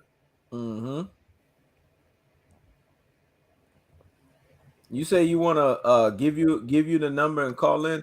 Donate $100, man. Donate $100 and we'll give you 5 minutes to talk. Straight up. $100 and we'll give you 5 minutes to talk. Show us what you about. You want to talk for 5 minutes? Donate $100 fucking. Right. This is only a us talking and everybody listening. So you want to come in, and that's for anybody. You want to come in, if you want guys like DK. Since you on our side of the fence, $20. You can get $20 and we'll give you, because you talking real shit, we'll give you about 2.5 minutes. But you want to come in and talk, $100, because we already know you're gonna be on that bullshit. $100 and we'll give you 5 minutes to say your shit. We ain't gonna say nothing. We're just gonna let you talk. Then after 5 minutes, we're gonna hang that motherfucker up on you, and then that's when we gonna go ahead and counter everything you fucking said. So $100 for your 5 minutes. But thank you, DKUCC. Said facts. I remember, because people remember, man. They remember how this shit went down. They remember how this shit went down. Again, Mr. Old School, I'm gonna make it very fucking clear. You got to fucking donate to fucking motivate. Here's the donate, the banner to motivate. You're not gonna get a call in without it. Send it to right there, the Cash App or the Venmo. Matter of fact, send it to Tom Ross's Venmo, because y'all keep sending it to my shit. Send it to Tom Ross Venmo, $100 fucking dollars. You send it to that shit. Tom Ross say he get it. Once I know Tom Ross say he get it, then you can call in. We're gonna give you 5 minutes to run your mouth. Right. And you ain't even gonna be able to show your face or nothing. It's gonna be a phone call. I'll give you the number for you to call in, and you can speak over the fucking mic. Because we don't know if you got a burnt ass fucking white beater. We don't know what the fuck you look like, and we're not trying to ruin the show. We'll just hear your damn voice for 5 fucking minutes. Now, basically, he said, at least you fought, bro. See, here's the thing. The bottom line is this, Ross, and people got to be very fucking clear and understand this. You see? This is how you chin check people. You call their ass out. You tell them donate to motivate. They don't donate to motivate. That's it. You see? And we get them up out of there. Here's what people got to understand. When you just said you freshly saw, well, then you're not worth 5 fucking minutes. You're talking about us. You're not worth 5 fucking minutes. Yeah, you ain't worth 5 minutes. Guys that have been proving themselves since 2018 to be the only ones to definitively talk about Spence. Guys that have been predicting shit right on YouTube. We are more than worth any fucking YouTuber out there. If you donated thousands of dollars to other YouTubers that's been wrong countless times, you should easily give us $100. What the fuck are you talking about? Hey, but let me break that down. Let me psychoanalyze that. Why nobody say that? He view men the same way women view men. Yep. By your status. Yep. That's how women view men. By their status, their network, how much money they perceive to have, their likes. They don't view actual value. Yep. Intangibles. This shit. So he'll look at the channel and be like, "Oh, you don't got 100,000 subscribers. So you ain't worth this." Not understanding the jewels you get is worth way more than the shit you said. Way more than you watching fucking what's his name? Barbershop Conversations for an hour. Yep. Or fucking Showbiz the Adult for an hour. You don't get all you get is him making funny. He entertains y'all like y'all children. Yep. The way he talks to y'all is like you talk to a 3-year-old when you trying to entertain him, making funny faces, tickling them and shit. All that shit he does is like he's talking to children. Mm-hmm. That's why he's not respected as a man. He comes on his platform act like a fucking kid. Like all that shit you be doing, that dumb shit. You do that with children, right? Like when children don't have motor skills and you fucking with them, you get them to smile and laugh. That's what he's doing, bro. Yep. But you will say he's worth it because of his status. Because you think like a woman. Exactly. Well said, man. Well fucking said, bro. And see, when motherfuckers say comments like this, and me and Ross, I'm gonna say my piece, and then Ross gonna say his piece on it. He said you predicted Wilder Fury wrong. That was the only mistake in fairness. Wilder is rugged rubbish, bigger hype job than Crawford. Here's the thing. Me and Ross are not powers that be. Me and Ross are not behind. Remember, we're going off of our visionary level, our brain pattern, how we see things. In all fairness, if everything was across the board fair, Deontay Wilder wins the trilogy. We didn't know there was going to be a glove gate. We didn't know that Tyson Fury was going to turn off the fucking camera for 2-3 hours, load his fucking gloves up, and beat the shit out of Deontay Wilder. We didn't know that Deontay Wilder was going to take advice by YouTubers, i.e. LDBC, that basically ran his career into the fucking toilet bowl, instead of after Floyd Mayweather, after the first fight, Floyd Mayweather basically said, yo, come with me. Let my team run it. Because let me be honest with you, Floyd team run it, Leonard Ellerbe run it. When they turn off the light, you're going to hear Leonard Ellerbe in the background saying, what the fuck are you motherfuckers doing turning off this damn light for? Turn the light back on. Turn the lights back on. We see the shit y'all doing. That's what would have happened. We didn't know that Deontay Wilder was not going to use his full. This is the thing. When you have the full access of Al Haymon and the full access of Floyd and the full access of PBC, and you don't use it, that tells me you're kind of a stupid motherfucker. There's a part of your brain that's kind of stupid. Well, how you have access to all that shit and you don't use the full access of what you have? Well, a lot of people are smart in all the wrong things. But and they lack abstract thought. It's more so if it's not right there in front of them, they don't see it.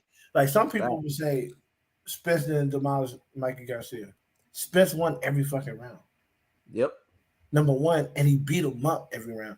Where's Mikey Garcia? Just came out. Was it last year? Where's Mikey Garcia? I'm officially retired. And he said the reason why he's retired. He wasn't even 30 years old. Yep. And he had to retire from the sport that he loves. Yep. A demolishing ain't just a knockout victory. Yep. A demolishing is being forced into retirement. Exactly. Before you 30. Think about that. That's a demolishment, man. Whether it's a knockout or not. But you have a woman's mentality. Yep. So you go off what majority of people are saying. You don't have no abstract thought to say, okay, I see what this looks like, but what is it really? Yep. Because that's how men see things. Yep. As far as Wilder being over, how is somebody a hype job, but they knock everybody out? They deserve the hype. Boxing has always been built on knockouts. This dude was the knockout king. How was he a hype job? He was literally selling fights just off the shit that he does in the ring. And did he not drop Fury? Did Fury not take 12 seconds to get up from that knockdown? Was that not a knockout? But they wanted to ensure the trilogy, so they made sure Fury didn't lose, man. Do you not understand boxing? This is the reason why you have to totally decimate the person you fight. Because if you leave any room, you could get hoodwinked. Then another people saying it's far-fetched that Fury cheated. Is it far-fetched that you cheated? Mm-hmm. Did he not get caught using PEDs? Did he not get caught during a fight with fucked up gloves? I know who this is. I know who this is because I can see the way he comment. I'm surprised he finally showed himself up. That's D. Jefferson. That's D. Jefferson. That's D. Jefferson. What's up, D. Jefferson? What's up, D. Jefferson? D. Jefferson is the only black nigga I know that openly sucks like Tyson Fury's dick. Damn, man, you lost your channel because you commented as CS Myth 039. You was the same motherfucker that said Ross was never gonna be shit, but you lost your damn channel, bro. To the point to where you commenting as covert CS Smith 039. Have you come to terms with Teofimo when I told you Teofimo Lopez was a super duper hype job variation? Did you come to terms with that? I know you feeling that one. I know you feeling that one. Yeah. And Tyson Fury, going back to Tyson Fury, because now me saying Ross is D Jefferson, now Ross's brain is going, ooh, I can't wait to watch. No, I peeped that was D Jefferson. Yeah. because he gave it up when he started talking about Wilder for no reason. And then because he had to talk about Wilder to talk about who? Because he couldn't just come out and just start talking about Fury because we don't know. Exactly. Only D. Jefferson talk about Fury. Like he's the only one that believes Fury is the only fighter. He's the only one that believes that. The only one, man. And see, here's the thing. And here's the thing. For people that say what excuses, have you not paid attention? I've been rooting for Spence for all this time, and Spence been winning every time. Right. That means something is right with what I'm doing here. If every time I keep rooting for Spence, every time Ross keep rooting for Spence, every time Oxtail keep rooting for Spence, we keep coming out on top. And here's the thing with Wilder. I'm gonna say this, and I'm gonna make this very clear. Nobody said. Hold on. Let me say something. Nobody ever said our picks are always right. That's a woman's mentality. You're making an argument, a straw man argument that we didn't even make. Because exactly. You can't argue the points that are being made. You made an argument for yourself to argue. Yep. But no one has ever said that everything we say is right. We say that we stand on everything we say. Yep. If we make definite choices, while y'all say shit like 51, 49, 50%, I guess spends 52%. Yep. Men don't do that. Yep. Little kids, women do that. Yep. Men make a choice, and that's what the fuck it is. Yep. Period. Yep. You know what I'm saying? Yep. The thing that people got to understand is Spence is always going to dominate Terence Crawford. That's it. And Deontay Wilder, I never said no 51-49.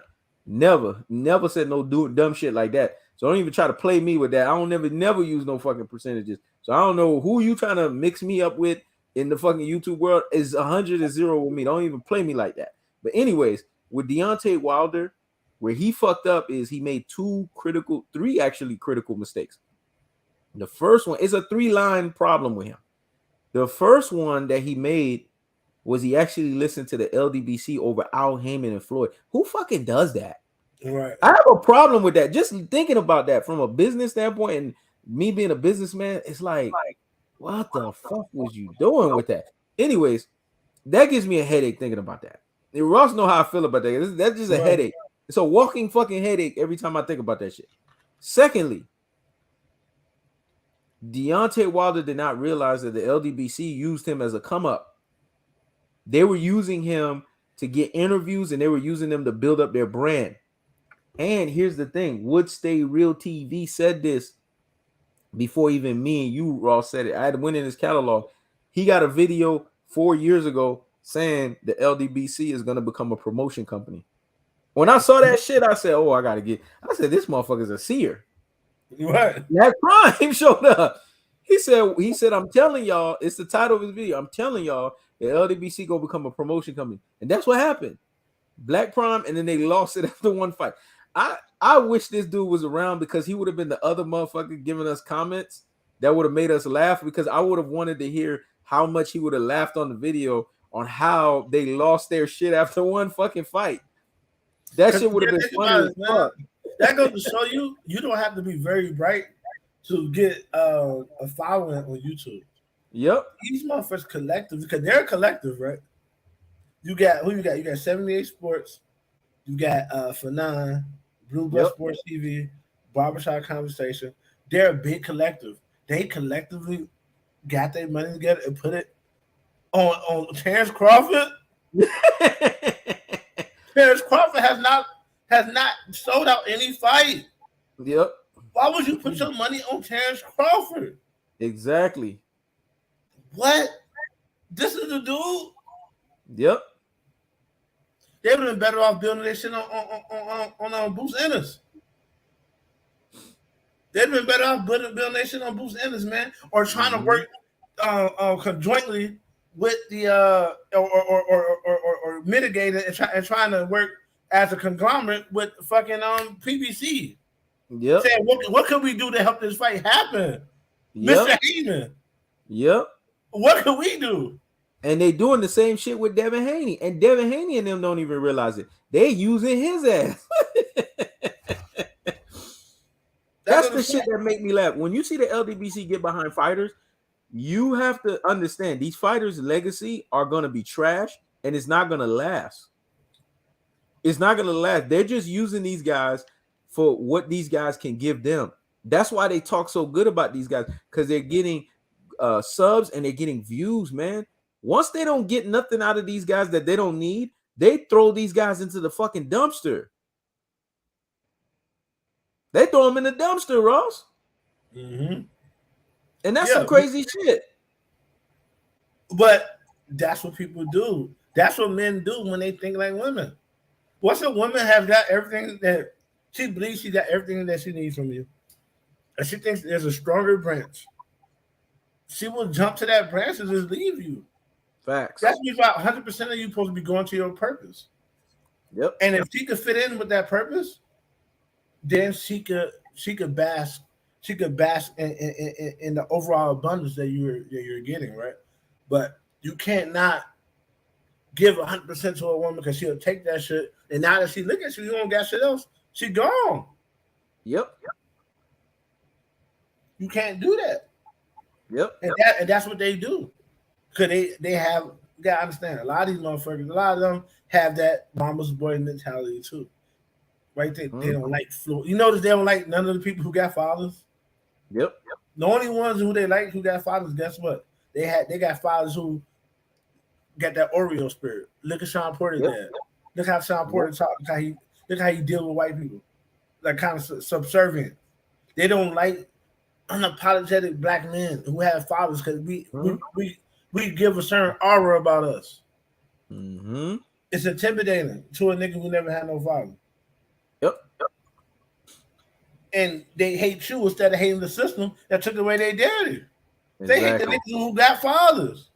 Yep. I just not realize that's the reason why I had a lot of fights in grade school. Because niggas was like, man, this nigga got a father. This is why niggas had a problem with me. Yep. Because you're absolute and resolute in your thinking. And you have to understand that questions them, and it questions the one thing that they lack that they're supposed to have. Every man is supposed to have surety in the way that they comport themselves. And when you don't have that surety, when you see another man have that one common denominator is the difference. When we say alpha and beta, that is what the alpha and beta is. It's the common denominator of one guy being sure in himself versus the guy that's not sure of himself. Because when a guy is sure of himself, good, bad, or the ugly, right, wrong, or indifferent, he's going to make that decision. And he's going to stand on it. And he's going to double down on that bad boy with confidence and fortitude. But when you're dealing with a situation where the guy's not sure of himself and all he knows is being raised around women, he's going to do what he saw as being raised around women. He's just going to straddle the fence. So that's why it was easy to know that Blue Blood's boy, Stevie, was a mama's boy. He straddles around the fence. That's why it's easy to look at Barbershop Conversation and see that he has self-hatred, because a lot of black women have self-hatred. They want to be like Madonna. A lot of black women have Madonna on their fucking walls and shit. That's a white woman. They got tattoos of Madonna on their body. Why don't you have Maya Angelou, who said a profound statement of when a person shows you who they are the first time, believe them. Why don't you have that person? Or if you want a signal of beauty, then why is it not Dorothy Dandridge? Exactly. Why is it not fucking and Madonna too? There you go. Why is it not Angela Bassett? Why is it not Halle Berry? Why is it specifically Madonna or Marilyn Monroe? Exactly. Because you believe that's the pinnacle of beauty, and a lot of black men, their mindset is what is pretty much the status quo. What white people say, that's their mindset. Facts. ESPN said Kobe not a GOAT. I'm gonna say Kobe not a GOAT. Facts. ESPN said LeBron is a GOAT. LeBron is a GOAT.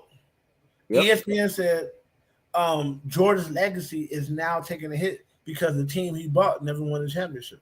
Now you got motherfuckers going around saying that shit. Yep. Because they believe what everybody else say. That's their new. They always wanted to hate on MJ. And you know what? And this is when I said this, Ross agrees with this. Kobe was the scapegoat for Michael Jordan. But when Kobe was no longer around, Michael Jordan no longer had that scapegoat. He became the primary person that they wanted to attack. Because honestly, they always wanted to attack the Jordan ideology. They just couldn't attack Jordan directly. So Kobe was the scapegoat. And since Kobe was so easy to be polarized, viewed as polarizing, they just attacked Kobe off the strength of that. So it was very easy to do that. But see, what people got to understand is A lot of these men have these black women tendencies. They don't even realize it. And they show it in their boxing predictions. They show it in how they move. When I see all these guys uniformly say the same dumb shit, 50-50, this and that, life don't work like that. When you go to work, and you get your paycheck, is your paycheck 50-50? No, there's a certain amount on your fucking paycheck. Right. When your boss tells you to be at work at a certain time, does he give you a 50-50 alternative? No, you better be at work 100-0. Everything in life tells you is 100-0, but y'all motherfuckers doing 50-50. That shit sounds stupid to me. Because it's a feminine trait not to fully dedicate yourself to anything, not even what you say. Because they always want to have wiggle room so they can abandon that way of thinking. So that's the reason why these boys talk like that. They don't have men to say no. Say what you mean what you say. And that's when I'm dealing with a woman whom I can't get straight answers from. Guess what I become? I become very elusive with them. Yep. Because I live one way, but I live one way, especially with good, righteous women. But when you are trying to be manipulative, you cannot be more manipulative than me. It don't get more manipulative than me because you don't think on my level. Yep. You will lose that battle every time. Yep. You will lose that battle every time, man. And they end up having to fold out. And be like, oh, you're like, nah, bitch, I realized you was playing games. And now when you call, you can't get me. Exactly. You know what I mean? Now when you need something, listen, you're not fully dedicated to me. So now you get treated like everybody else. And everybody else don't have access to me. Yep. But I'm saying all that to say, that's why these men speak like that. Look who they were raised by. They could never get no straight answer from their mother unless she was upset or mad. You want the truth from these niggas, you gotta get them upset. They gotta get drunk to tell you the truth. For them to say how they really feel, it slip out. They gotta get drunk for them to slip out how they really care, how they really don't fuck with you. You know what I mean? You made a great comment. You know who always shows that he is a woman and always shows that he had an active father versus him? Andre Ward. Andre Ward always show him the difference. Because every time he get into that woman spirited shit and he goes back and forth, Andre Ward makes him definitive and that's why he can't stand. You'll notice the female in Timothy Bradley always wants to try to counteract Andre Ward. And it's not to say that Timothy Bradley did not have a father in the home. He did have a father. The problem was his father acted the way he acted. Because see, sometimes you can have a father in the home, but your father can be feminine. Right, it could be. And Timothy Bradley's father, if you look at the way he moved in a very feminine way. So he basically got the feminine vibe that his dad taught him on how to be. Andre Ward's dad was a strong male.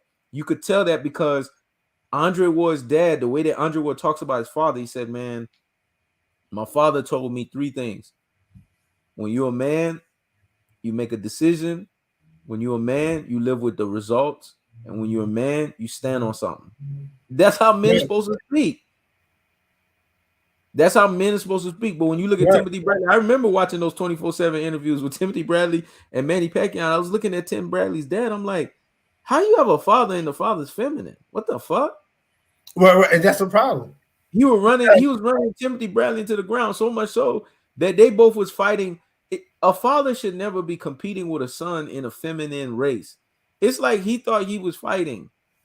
And that shit was annoying because I'm like, your son is the fighter. You're not you. What the fuck?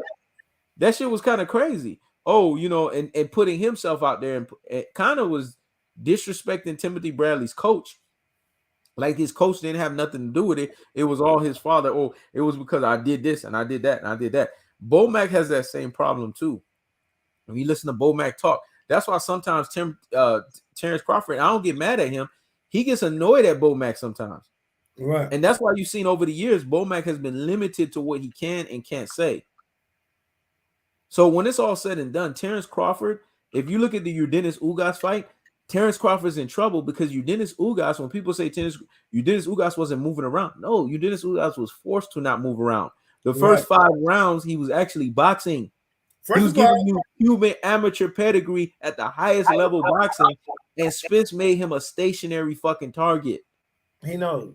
That's how you know niggas. they don't watch boxing and they let their emotions speak for them. Yep. When has Bud been a moving around fighter? Exactly. Bud don't box. Nope. Bud ain't that make you miss, make you pay guy. He just be in there fighting. Yep. He just happened to be more athletic than the people he fight. But he's not going to be more athletic than Errol Spence. Nope. And he's less skilled. Yes. The problem is Floyd left, and y'all immediately want to replace Floyd with somebody who kind of looked like him. He don't necessarily look like him in the face, but he's around the same height, around the same build. So y'all just want to make those things you don't want to make those things equal, but they're not equal. Bud Crawford is not Floyd Mayweather. He's not me personally. I don't call boxing running. I've seen people run in the ring. I've seen people turn their back and run from those. I don't call boxing running because it's boxing. It's a strategy to tire you out. But Bud doesn't do that. Bud doesn't move. He doesn't box. When you hit Bud will get knocked out trying to get a lick back. Even if it don't matter how big the ring is. Errol Spence is a master boxer. He's going to cut the ring off. But you don't have to cut the ring off with Bud because Bud don't move like that. Bud comes forward. He's tailor-made to get stopped by Errol Spence Jr. He's tailor-made for Errol Spence. He's tailor-made because Errol Spence hit him with a jab. Boom. You know what Bud gonna do? Bud gets embarrassed while he fights. Bud is emotionally connected to his fighter. He gets hit with a jab. Bud gonna try to immediately run in and get his lick back and fuck around and get stopped.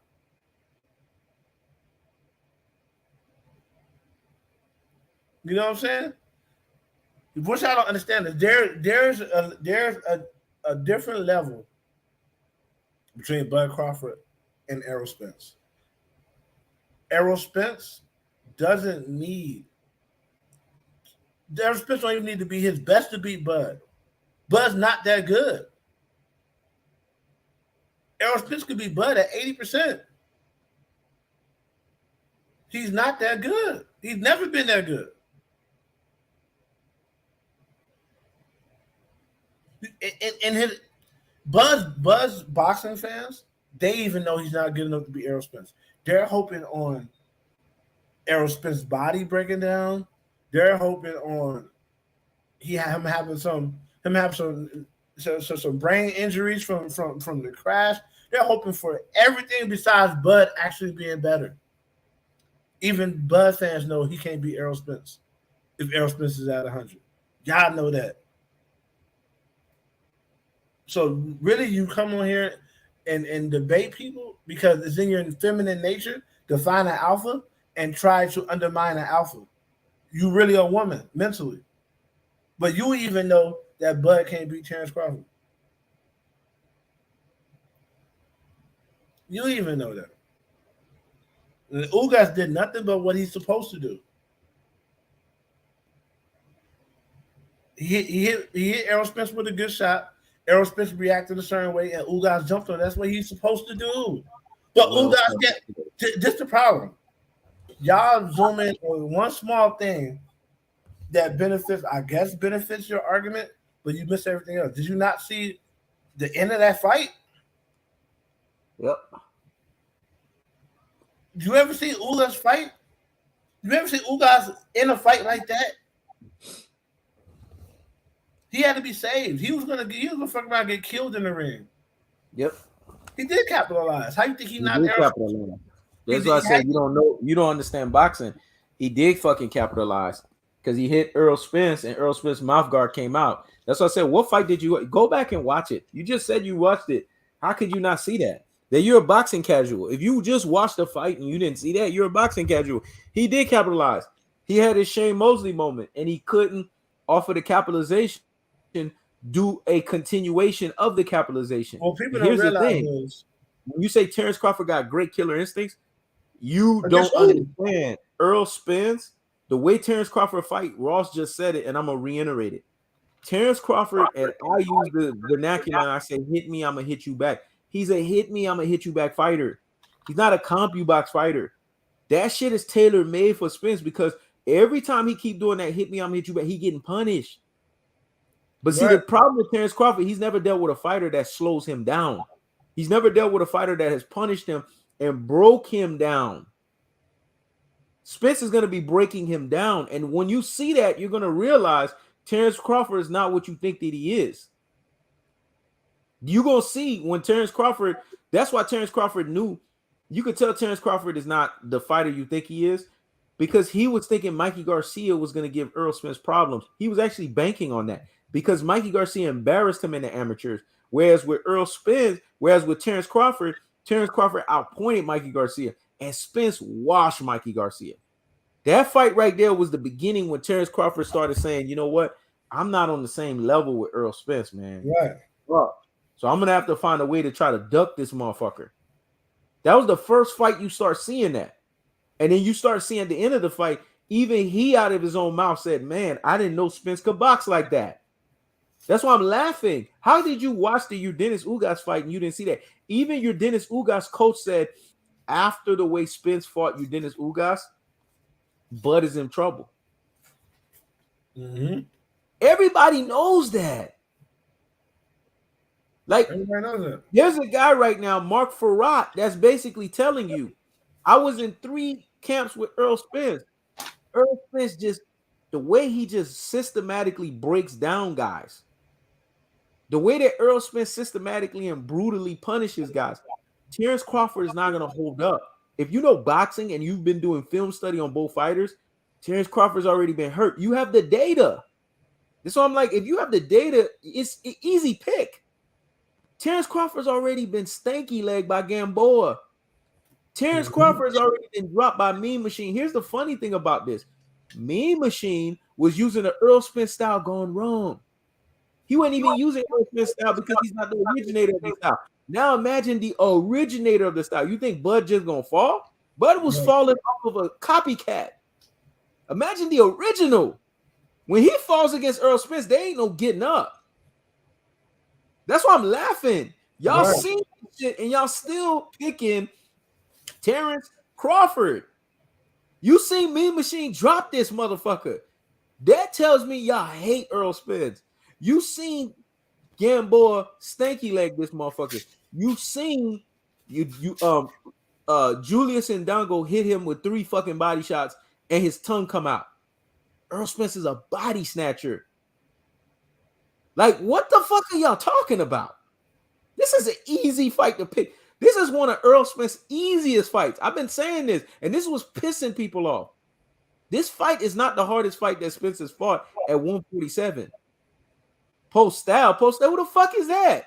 Spence would have watched that motherfucker, man. Spence would have pissed on that motherfucker. Who the fuck is that? That's what I'm trying to tell you. So who you gonna mention next? Raymundo Beltran? Don't make me fucking laugh.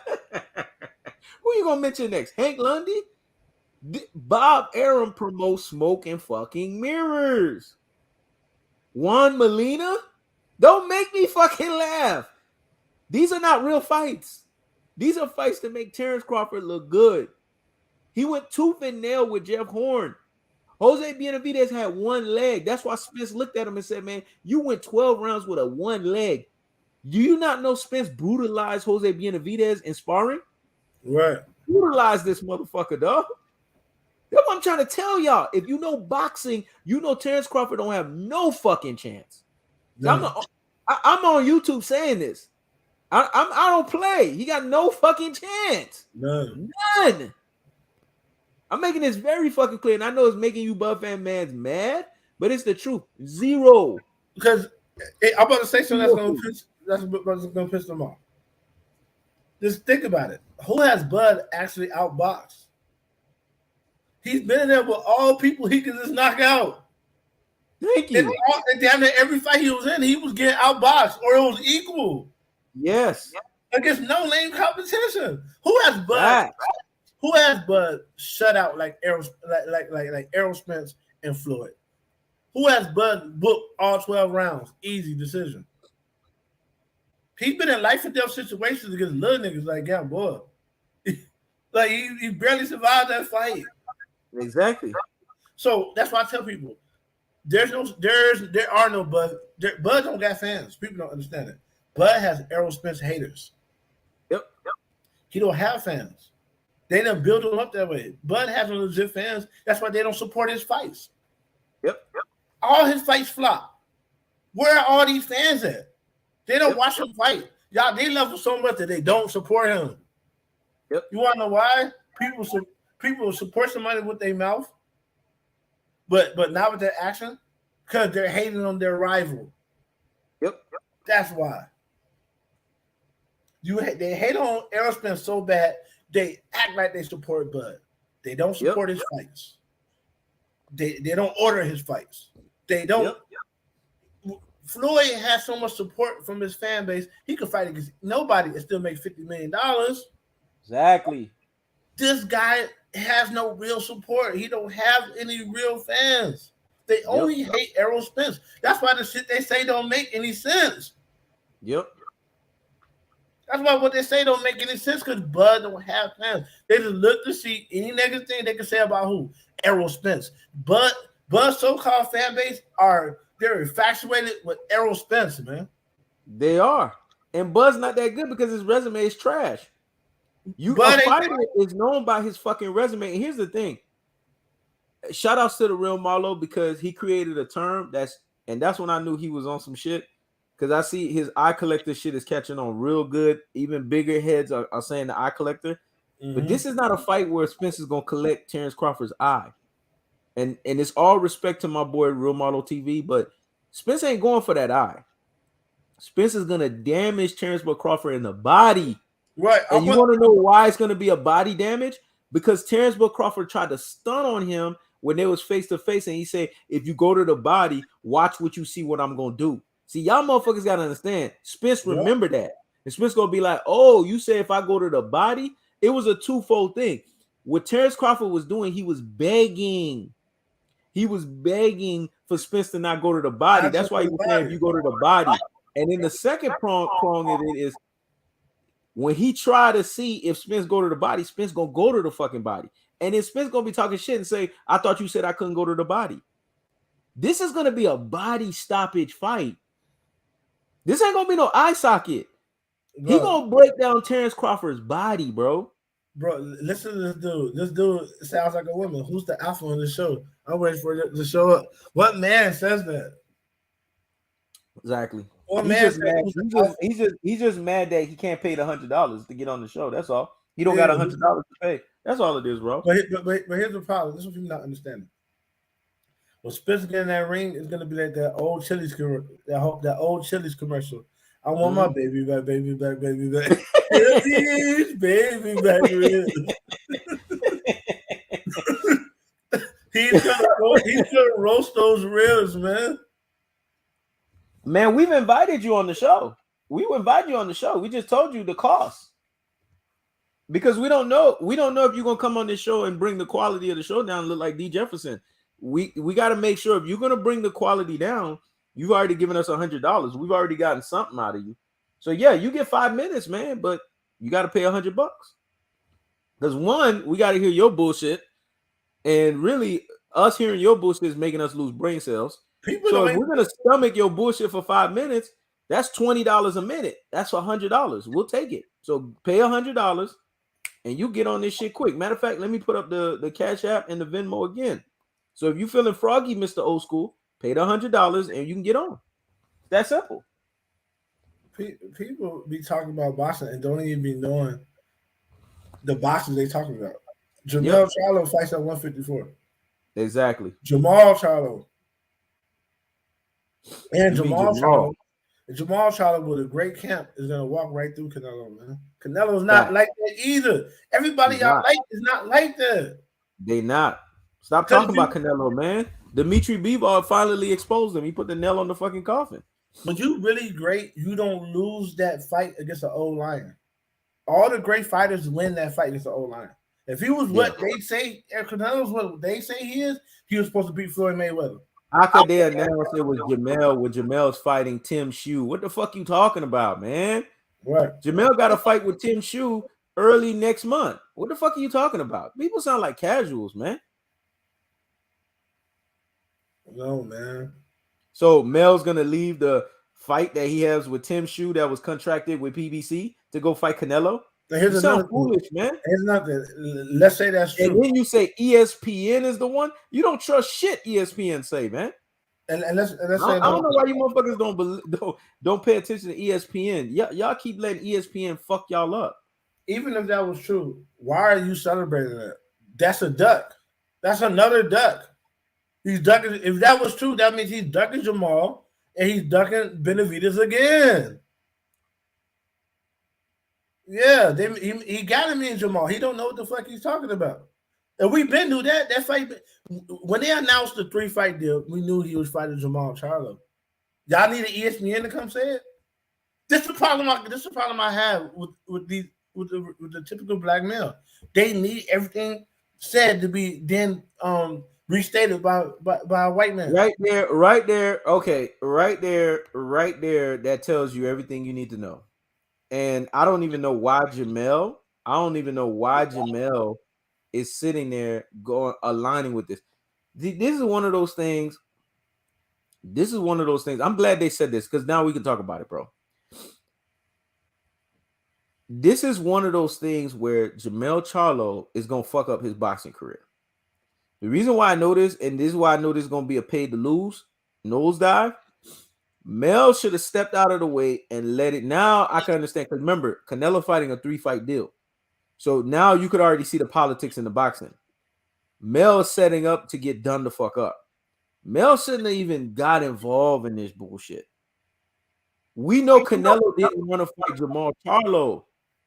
So he basically tried to find a guy, even with Jamal Charlo. This is how you now I'm gonna be doing a lot of videos on Jamal Charlo. Jamal Charlo got mental health issues, and Canelo is still yucking Jamal Charlo on mental health just to fight his brother. When the guy that's qualified for him to fight is Jamal Charlo. I'm looking at the news right now. He's to face Jamel and not Jamal. So Jamel just left his Tim Shue fight. Clearly, he's not having that fight no more in July to go fight Canelo in September. Jamel Charlo's a fucking idiot. And this goes back to Ross's point, and now I got to start getting on Jamel. Ross been saying this shit for years. Jamel has a hating ass fucking problem with his brother Jamal Charlo. This proves it. How you gonna undercut your brother for a fight that really you've already done so much for the sport? You already got undisputed. Now you being not only greedy, you being disrespectful, and you being conniving against your own brother. He should be the one to have this fight, not you. And I'm sorry, but if Jamel and Charlo fight, I mean Jamel and Canelo fight, I'm not supporting it. I'm not supporting it. You know, and if anything, I'll cover it negatively because this is the problem with boxing right here. Nobody forces the fighters that white people get behind to fight the people they're supposed to fight. This dude ducked Andre. He's ducking Jamal Charlo again. And now he's trying to say it's billed as undisputed versus undisputed. He's not the better one. Man, people try to act like we boxing casuals, bro. He's a smaller one. How is undisputed versus no? That's what Canelo's billing it. Undisputed versus undisputed. You can't fight an undisputed 154 versus an undisputed 168. Canelo is slick. This nigga is a slick ass ducker, man. Cause that shit don't even make sense. When you say undisputed versus undisputed, it needs to be undisputed at the weight class. Actually, Jamel Charlo don't have a chance. I believe he's gonna beat Jamel Charlo. Jamal Charlo. Man, listen, Jamel Charlo gonna get embarrassed. You know why he's gonna get embarrassed? Because of what you said, Ross. And now I'm gonna give you credit. Don't be surprised if I mention your name a lot in videos. It's the curse. This is a curse against his brother. Because I'm tired of Jamel Charlo always doing this sneaky-handed shit, trying to shit on his brother, man. Because this is supposed to be Maul's moment. You already got undisputed at 154. What the fuck you doing fighting Canelo? At 168. Why would you fight? Why would you go up 2 weight classes and fight Canelo at 168? And that don't make no fucking sense. Here's the thing. people don't hold Canelo accountable for this shit. When I say people, I'm talking about the bigger platforms, ESPN, all these people. This should be a black. People should be saying they should be talking down on this fight. Yeah, they should be saying like, why is he ducking Jamal Charlo? Why is he staying ducking Benavidez? Benavidez? Huh? You know it's gonna be our responsibility to do it. And these other motherfuckers ain't gonna do it. We got to lead the charge once again. Right now, act like this is a good fight. This ain't no good fight. Mel doesn't have a chance. Mel doesn't have a fucking chance because he's never fought at 168, and it's on Canelo's terms.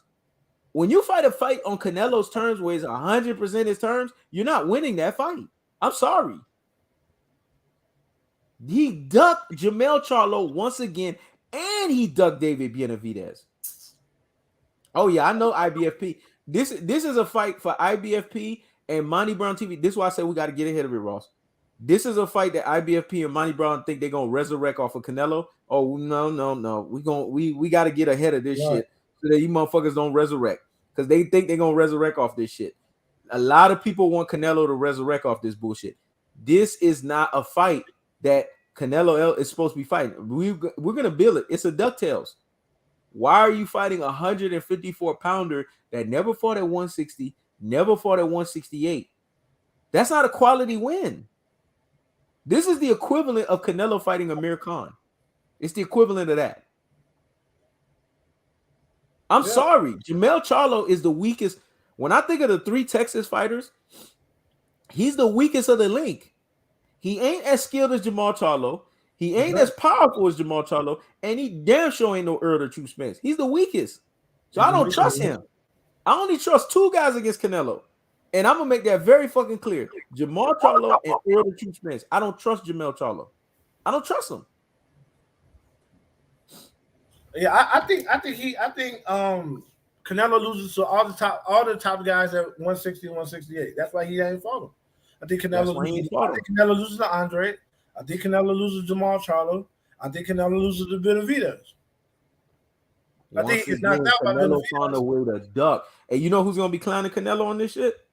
It's gonna be Dimitri, because I've been seeing Dimitri Bivol been on his soapbox lately on Canelo, calling Canelo out. He gonna clown him again. So you got embarrassed by me. You supposedly 175 pounds. Then you go all the way down to go fight a 154-pounder and bring him into your 168. Like, how does Mel not realize he's being set up? I don't give a fuck how much money he's getting paid. His thing is Jermell Charlo. He just wants to be viewed as better than his brother. He's really not happy for his brother. He's taking this fight really to make sure his brother can't be undisputed. He wants to spite his brother, to spite him. To be undisputed. That's why you already undisputed at 154. That's the worst kind of family. That's the worst kind of shit. We have people in our family that's like that. It's like me and Ross are the only ones that see this shit, bro. That's the reason why I hope Errol Spence go up there and beat the shot of him. Yes. Now, you see, for the longest, because I thought there was this brotherhood in Texas, I see Mel now. I see him for the snake that he is. But Ross been prepping us about this dude. I kind of felt it, but Ross was making it clear. You know me, I'm always give credit where credit was due. I saw it, but I didn't put it out there first. He put it out there in the atmosphere first. There's something fundamentally wrong with Jermell Charlo, man. Jermell Charlo don't want to see his brother shine.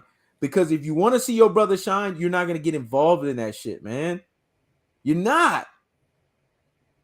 Like, I have a problem with that shit, bro. I really have a fundamental problem with this. And it tells me the character that Jermell is. Now, not only did Jermell Charlo put a curse on himself, nothing good is going to come for the rest of his career. Because of this shit that he just fucking did. And you know what? I don't wish bad on nobody. But I'm going to tell you right now. I'm going to say this. It's going to piss motherfuckers off. Because I never go against brothers. But this shit he pulling against Jamal Charlo, I'm rooting for Canelo. Fuck the bullshit. I'm rooting for Canelo. Because I don't like this shit. I don't like it. I don't like it. I'm rooting for fucking Canelo. I'm rooting for Canelo. I don't like this shit. Because that's what's going to happen. If he's moving up to fight him at 168, Canelo's a coward for that, number one. Why are you moving up people to 168 when there's already people at your weight class you can fight? Exactly. And he deserves to get punished, for going up there. And I hope he gets punished. So why would you Yep. steal a fight from your own brother? I'm rooting for Canelo. That's it. I'm making it very clear. This is the first time ever that y'all ever hear this, and it'll be the last time.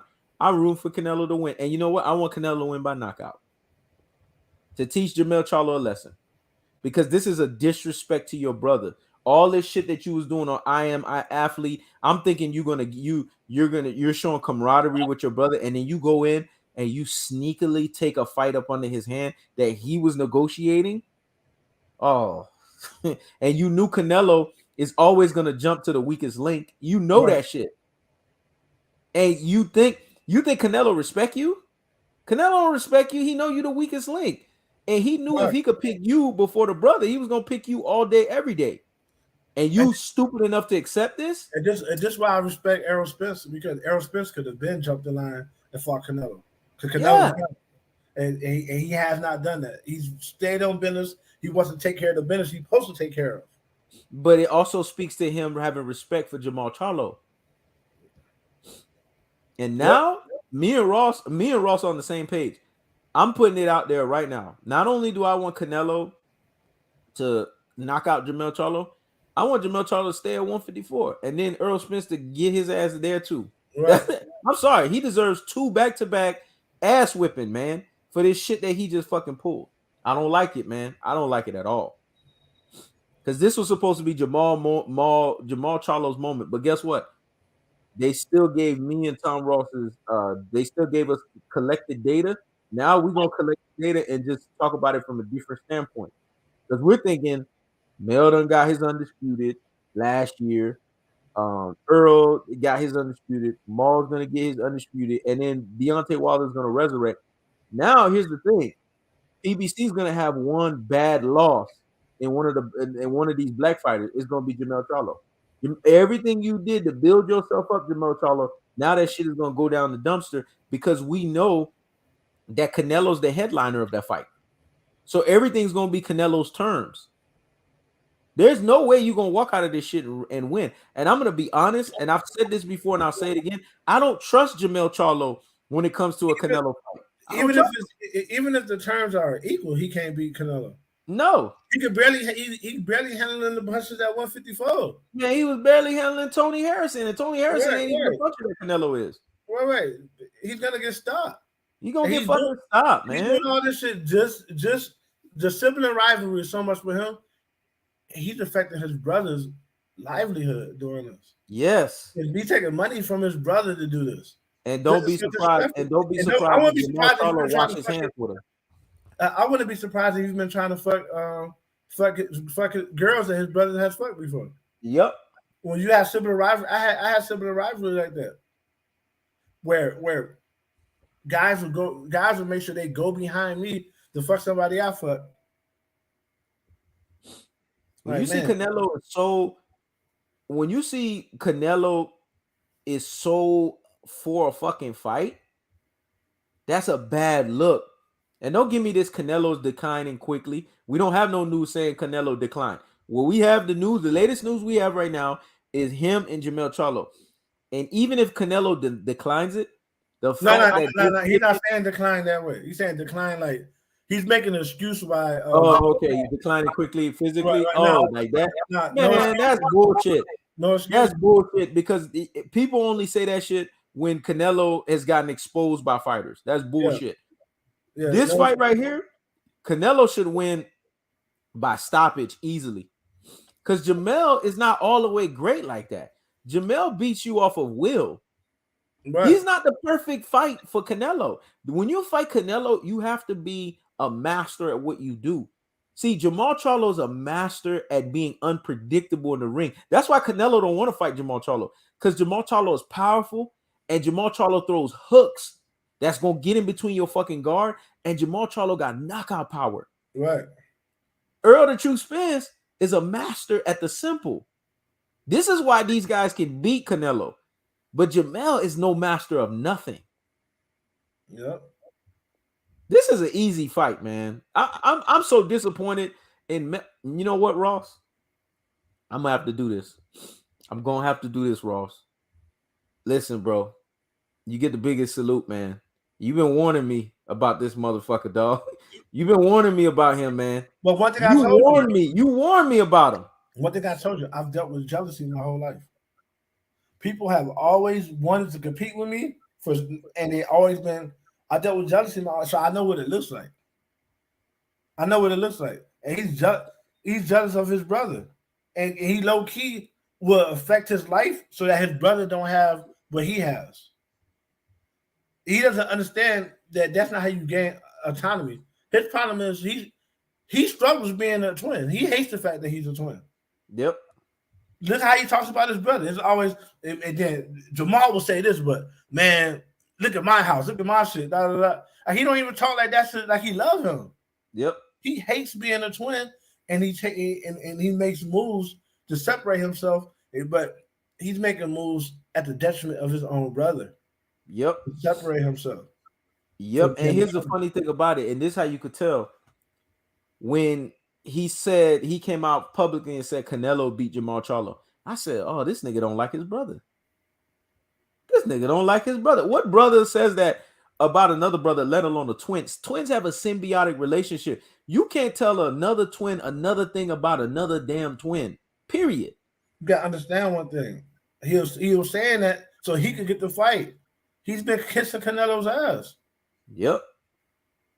He was saying that so he could get the fight. Whether he win, lose, or draws, this is still a bad look for boxing. Man, it's bad. Somebody that's a champion should be fighting his peers. Exactly. Jamal Charlo is not his peer. Jamal Charlo is. They was in the same way. Demetrius Andrade, David Andrade, Arthur Beterbiev because he fought at 175. These are his peers. Why are you fighting a 154-pounder that is not proven at 160, 168? And the fact that boxing fans in this comment section is rationalizing, it shows us what we thought about y'all. Y'all betas. Because if you're rationalizing this in your brain, that this actually makes sense, that Canelo's declining, you don't know shit about boxing. You can't see that this is a pay to lose. You can't see that Jamel's set up to get knocked the fuck out. Like, what don't you see here? Right. And then here's another thing. Canelo is such a coward and a duck. Canelo will fight, drop all this to fight Floyd Mayweather right now, knowing Floyd Mayweather is an old man now. Thank you, L. Mel should be fighting Tim. And he had a fight with Tim Shue. How you gonna pull out of that shit? Nello should be fighting David. I don't mind that one. David Benavidez. David Benavidez is a brother. Matter of fact, David Benavidez, Ross is so light. David Benavidez and Ross, you couldn't even tell the difference. Ross could pass skin color wise. He could pass. David Benavidez could pass for his brother, especially the way Ross's hair is done. Because David Benavidez had a latest fight where his hair was done like that. They could pass for fucking brothers, man. David Benavidez is a brother. This is the thing, man. People always he say that to make an excuse. No. No. Canelo should be fighting Charlo. Yes. That's an excuse. Canelo, he should be no. He should be fighting Charlo because Charlo was his peer first. Or Andre. He should be fighting these guys. Yeah, he should be fighting Benavidez too. But right now, the Charlo he should be fighting is Jamal. Him fighting Jamal, he's doing two things here. Everybody realize Jamal Charlo is the weakest fighter mentally at PBC. Yep. So they use his emotion against him. He's separated. Man, you gotta say that again, dog, because I knew that to be true about Jamal Charlo too. You gotta say that again, bro. No, it don't matter. Then fight Benavidez. You don't fight Jamal Charlo if that's the case. You don't say, oh, well, he was out for 2 years fighting alcoholism, all this shit. How would you know that? You saw him fight alcoholism? Exactly. You know that to be true? Yeah. You just going off of a video where you saw him and Demetrius Andrade, and him were clowning, and they were having fun as brothers. Right. They were laughing, and then, oh, he's an alcoholic. You don't know that to be true. And you're saying that that's what you don't know that to be true. Yep. You don't know that to be true. You're going off something somebody said. And Jamal Charlo has not said, I'm an alcoholic. I checked myself into a rehab. He has not done that. So that's a lie, man. Don't worry, DK. We're gonna lead the charge. We're gonna lead the pay to lose charge. It's always up to me and Ross to lead it. We're gonna lead you. Me and Ross are so ammoed up right now because we so pissed. We're gonna lead it. That 3-fight deal, we knew when we saw a 3-fight deal, we knew something was jagged about that shit. We just didn't know what it was. Me and Ross, remember last week, me and you, Ross, we was like rationalizing our brain. Yeah. Why he got a 3-fight deal, but we didn't understand the mechanics. Now we know what it is. Jamel Charlo first, that's the paid to lose, and then he gonna start losing in the second fight. That's what that shit is. Jamel's supposed to be the setup so that then he could win and make him look good, build up his fan base, and then the second one he fight Maul or David Benavidez. But you know what? I kind of like this blessing in disguise. Let me tell you why I like this blessing in disguise. Because after Jamel Charlo gets knocked the fuck out, Maul can come behind. See, God don't like ugly. Maul can come behind and clean up what his brother couldn't fucking clean up. I actually like it. Now thinking about it, I like it. Because Maul gonna come right behind him and clean up his mess. And think about it. This is a bad look for Canelo's already the scum under my shoe. But this is a horrible look for Mel, man. Yep. Horrible. And Mel don't beat Canelo easy. No, he don't. If Mel beats Canelo easy, Canelo took a dive, man. He took a dive. It just tells us that Canelo was really not the fighter that we thought that he was. Right. They tell me even more. Right. Mel is not that good, man. He's not, man. He has mental issues, bro, in fights, especially in championship rounds. People have a low, they have a low bar. The reason why I sit and say LeBron James isn't that good, because I have a high bar, man. Yep. You have to be at least an 80% free throw shooter for me to say you elite in basketball. Yes. You can't average 80% free throw shooter. I don't give a fuck what you accomplish. You doing that all off athleticism, and you're not that good at basketball. You got to be a two-way player. Facts. Elite two-way player for me to say you a GOAT. Yep. If you're not an elite two-way player, you're not that good. You see? Yo, what I tell y'all, look. That's what I said. All the Canelo guys, they were loving this. Look. Now I know this shit is real. Money Brown TV. Look at this shit. See? There was one in this, man. And Money Brown been telling y'all he was never an Errol Spence fan. He was a Canelo fan. I've been telling y'all that shit, man. Canelo fan guys, they've been wanting this so that they can get this moment so that they can resurrect on Canelo, and y'all not paying attention to what the fuck is going on. Mel is set up to get knocked the fuck out. And this was supposed to be a resurrection for Canelo's career because he got exposed by Dimitri Bivol. They always doing this fuck shit with Canelo. And honestly, you can't fault Al Haymon because Al Haymon is a shrewd businessman. Al Haymon's gonna go with a bag of deals. Yeah. So if these dudes want to do the dumb shit they want to do, go ahead. But Al Haymon gonna get the money. He's not Mel is gonna get knocked the fuck out. Y'all heard it here first. We the only two that said it. Mel getting knocked the fuck out. I already see this shit. I already see it. Yeah. Who's the pinnacle? Who else gonna be the pinnacle of boxing? Floyd Mayweather Jr. Yep. He's the pinnacle of boxing, and just watching him, no one has ever boxed at that level before. Nah, no one. Just watching him. But if you want to go by now, if you want to go by now, and it's gonna be proven, I'm gonna tell you right now. Now it's Floyd. Now it's Floyd. No. After July 29th, it's gonna be Earl the True Spence, and there's no fucking question. I just need Earl the True Spence to get undisputed for me to say it. I don't know what he's asking. Are you asking me all the time? He said, I mean, active boxers, bro. Okay, if you're going off of active boxers, active boxers, Earl is Earl the True Spence. Errol Spence is the best fighter right now. Earl damaged every fighter he fight. That's proven. His track record is proven. He got 3 fucking belts. He's at the welterweight division. He's about to be undisputed at 147. He's the pinnacle. He's a coach's dream. Every coach tells you that. Even Bo Mack is saying, man, I wish Earl the True Spence was in my stable. This motherfucker listened to the full game plan. Earl, that's it. Yeah. He's the pinnacle. Easy. I mean, if you talking about what Ross is talking about from an overall global, it's Floyd. But after July 29th, it's going to be jarred in y'all fucking heads. I'm not talking about global. I'm talking about all time. All time, hell yeah. All Shit. time is Floyd Mayweather Jr. All time Right, is Floyd. but and right now, before this fight with Terence Crawford, because Terence Crawford ain't that good to me. Right now, it's Errol Spence. All right. Now, when people say Earl the True Spence is slurring speech, you don't know boxing. Earl always talk lazy like that. Some dudes, when they talk in a very lazy, squeaky way. That don't mean he's slurring. Go back and look at Earl the True Spence's first interview and go look at how he talks now. He'll talk in a very squeaky, high pitch, low pitch, mid pitch voice. It's not slurring. You don't know what the fuck you talking about. Even EL don't know what he's talking about. It's not because of the teeth. He's always talked that way. Always. That's why I said you betas are always looking for stupid shit. They look for things. They look for all. They're only vigilant when it's something negative. Yep. They don't search to look for nothing positive. They don't put nothing together, no logic, no rationale for nothing positive. Yep. They only get super vigilant, hyper vigilant with something negative. And when you're hyper vigilant, you see things that's not there. He's always. I'm glad he understands that that's a Texas way of speaking. See, he's from Texas. He said that's how we talk in Oak Cliff, bro. Look it up. It's right next to DeSoto. That's what I said. That's just like Javante Tank Davis. Javante Tank Davis talking a very Maryland style.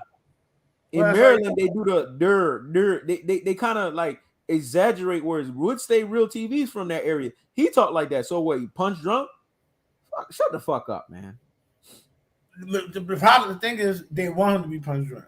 Yeah, and the feminine in them, the woman in them sees things that's not there. Like a woman will see you cheating and you not cheating. Yep. And that would become their reality. Their feelings are their reality. Like Jaden Anthony, he's a very feminine male. His feelings is his reality. Yep. He feels, oh man, I really want him to be punch drunk. That's gonna help Terence Crawford. So let me manifest that by saying shit that's not true. Exactly. And I'm glad DK. He always had a list. He always talked slow. That's how we talking Oak Cliff, bro. Look it up. It's right next to DeSoto. I knew that had to be a lingo in the way he speak. Look at when you listen to Raw speak, you could tell he's from Chicago because he speaks in a very calculated, informative, substantive way. A lot of Chicago dudes speak like that. Kanye West is like that. It's very Chicago niggas are always so philosophical to the point where sometimes you be like, did these niggas just learn philosophy from when they came out the fucking womb? That's how they speak. Yeah. So you got to go off of the way a person speak from the area they're from, man. Me, I speak with an accent. But that's because I'm Haitian, but then at the same time, I'm from Florida. And Florida, we kind of speak like that. You got to go off of the way people speak, man. So what? Am I slurring my speech? Do I speak with a? That's some stupid dumb shit, man. What people don't understand is Jamal Charlo actually care about his brother. Y'all expected him to react to this like another nigga would react that's not related to him. He didn't get the fight. He probably heard about this, but he still care about his brother to repost the shit. The niggas who's the victim of jealousy always love the other one more. You happy for the other one. It's the other one who's not happy for you. If Jamal got this fight, Jamel wouldn't have posted it. He would have been hating. Remember when Jamal was beat Sergey Derevchenko? Jamel was hating like a motherfucker, man. He was like, but you still got to fight Canelo and all that. And that was his brother's signature win. Hating on his own brother. So saying he reposted it, what does that say? That's the problem I have with this generation of men. Say what you want to say. You're saying Jamal just reposted the fight. What does that mean, man? Yep. What does that mean? So what? Does that mean that he agrees with his biggest payday being taken from him? Or does that mean he cares about his brother so much that he'll repost the fight even though this shit hurt him? And this dude right here is just basically saying in French, he's basically saying fight is time. But here's the thing. Are you referring to fight is time with Mel versus Canelo or Maul versus Canelo? And then when you say which one is right, then we'll run with it. That's another thing. What you mean. The men of this generation are so fucking weak. They cannot say what they mean. They're like women. Exactly. They can't say what they really want to say. They're so weak. Yep. Why would he say it's time to fight? or fight. Yep. That's what he's saying, right? It's time to fight. Yep. Who's time to fight? Make it clear. Because right now you're not clear. making that shit fucking clear right now. You gotta understand one thing. This is not a good look for boxing. And anybody who covers this fight like it's a good look for boxing, I'm on their ass, man. Yep. I'm personally on their ass, man. That's it. Me and Ross we was already motivated in a positive way the rest of this year, but Mel done changed our trajectory. Now we still gonna give you positivity with Spence and Crawford, but we on Mel's ass. Because this goes back to, and you know what? I'm gonna have to start getting him on the lives again. I'm gonna have to start reenacting the Ox. I know you listening. We're gonna have to get that Ursus, Octos, and fucking Tibetan Mastiff podcast back again, the animal spirits, because I need you to come on this motherfucker and start talking about Mel, because you've been saying some adverse shit on Mel too that I haven't, that even though I've been seeing it, I haven't really been seeing what you and Ross been seeing definitively about him. This dude got some sneaky shit with him, man. We gotta have to uncover it. And watch, me and you gonna be the only two that's gonna talk about it. Sibling rivalry, man. But he's kind of psychopathic with it. He don't want his brother to have anything. He don't want him to celebrate nothing. He don't want him to have shit that he don't got, and he want to keep him from having shit. And this is how I know the difference between them. They asked Mel and Maul if someone paid you $500 million to fight whoever, if y'all was gonna fight each other, would you do it? Mel said, yeah, for $500 million, I'll fight my brother. You know what? Mel said for $500 million, I'll fight my brother. You know what Maul said? Even less, give me 100. And then Mel got mad at Maul. He was like, "Whoa, shit, you would fight me for that?" Meaning, like, damn, all it would just take is 100 million. He was offended that his brother said even 100 million, but 100 million is a lot of fucking money that they never touch. Right. It's still a lot of money they never touch. So he got mad at Maul for saying that. He was like, "Nah, it got to be 500 million." Mel was like, "Nah, just give me 100." Right. Yeah, but think about it. I'm trying to get back to something. Can you scroll back up? I know I can scroll back up. I got control over this. You got control over the shit. He said Jamal said he and Jamel's friction was caused by that woman Jamal was with. You want to know why? Because Jamel wanted her. Yep. I know how this shit go. This shit that happened to me. Yep. I went out to boot camp, and he's my brother. Cause I grew up with him, with my foster brother. Start fucking the bitch I was fucking. I didn't care about her though. But the fact of the matter is, she was in love with me, and then he started doing that because it was a sibling rivalry. He couldn't have what I wanted when I was there, but he just always wanted to have what I wanted, what I had, because he felt like that made me and him the same. Facts. The sibling rivalry is real. That's why I saw this immediately. Listen, I don't respect at all.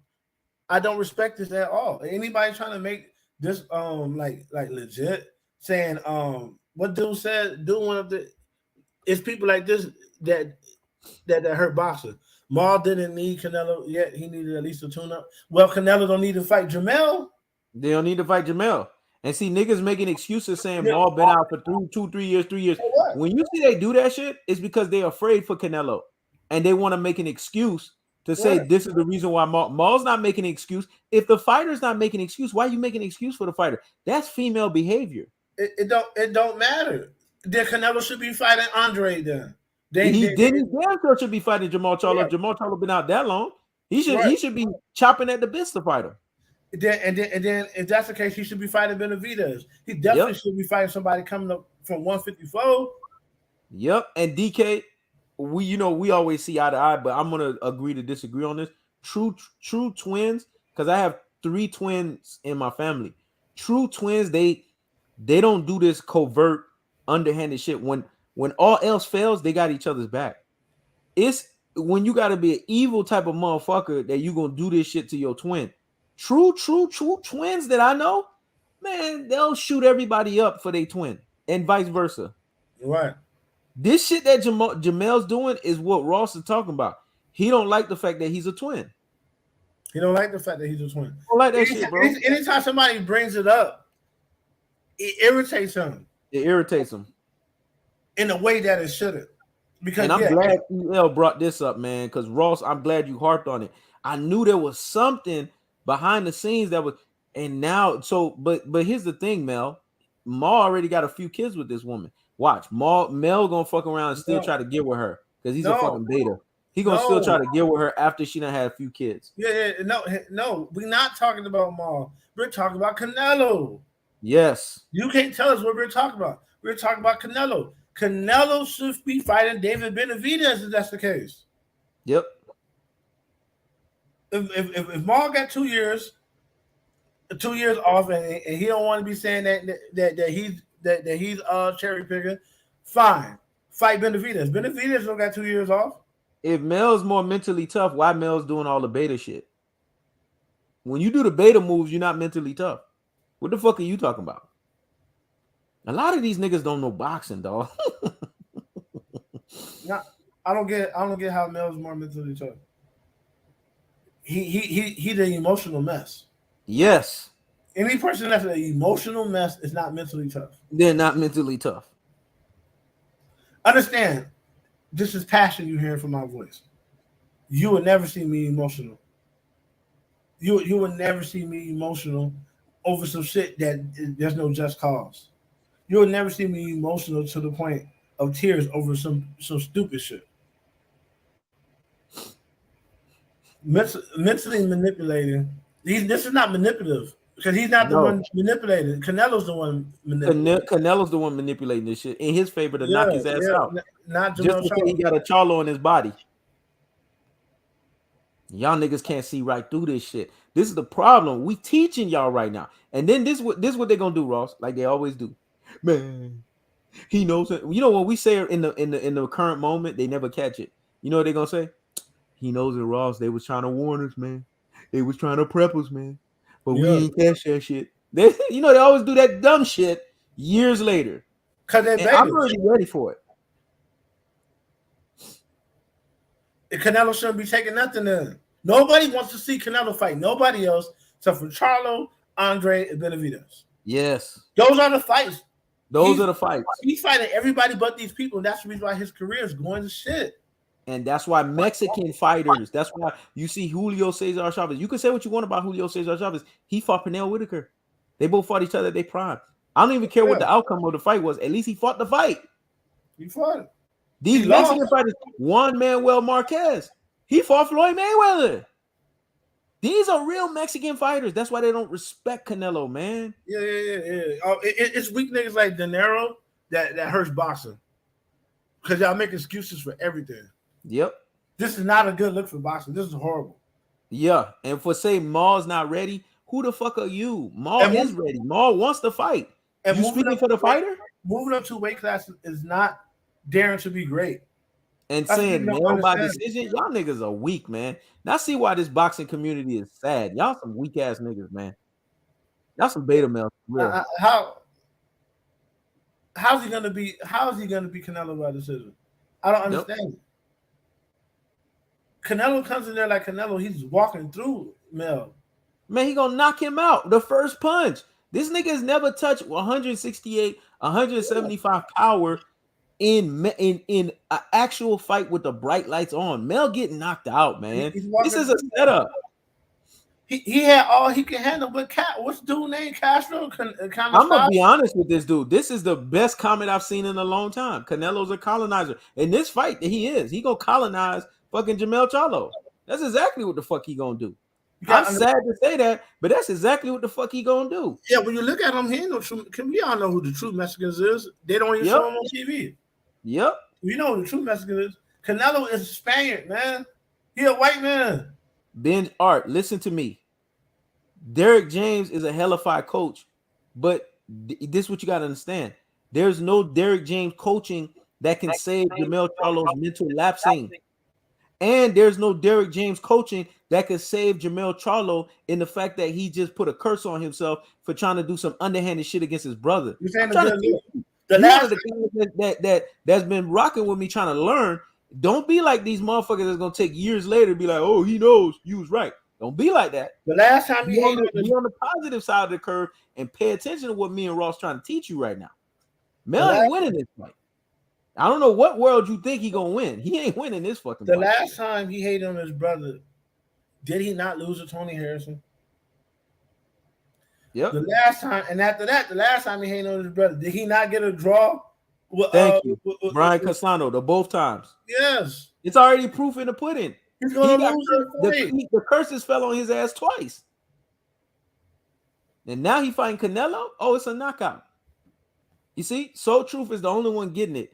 Everybody got that hating ass relative. You gotta watch close. Facts, man.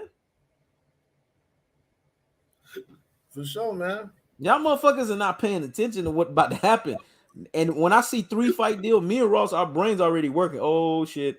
It's so that Canelo can knock this motherfucker out, and then Canelo can have 2 more fights because they got to build Canelo up, make him look good again. Because you got to understand, Al Haymon is all about the bottom line.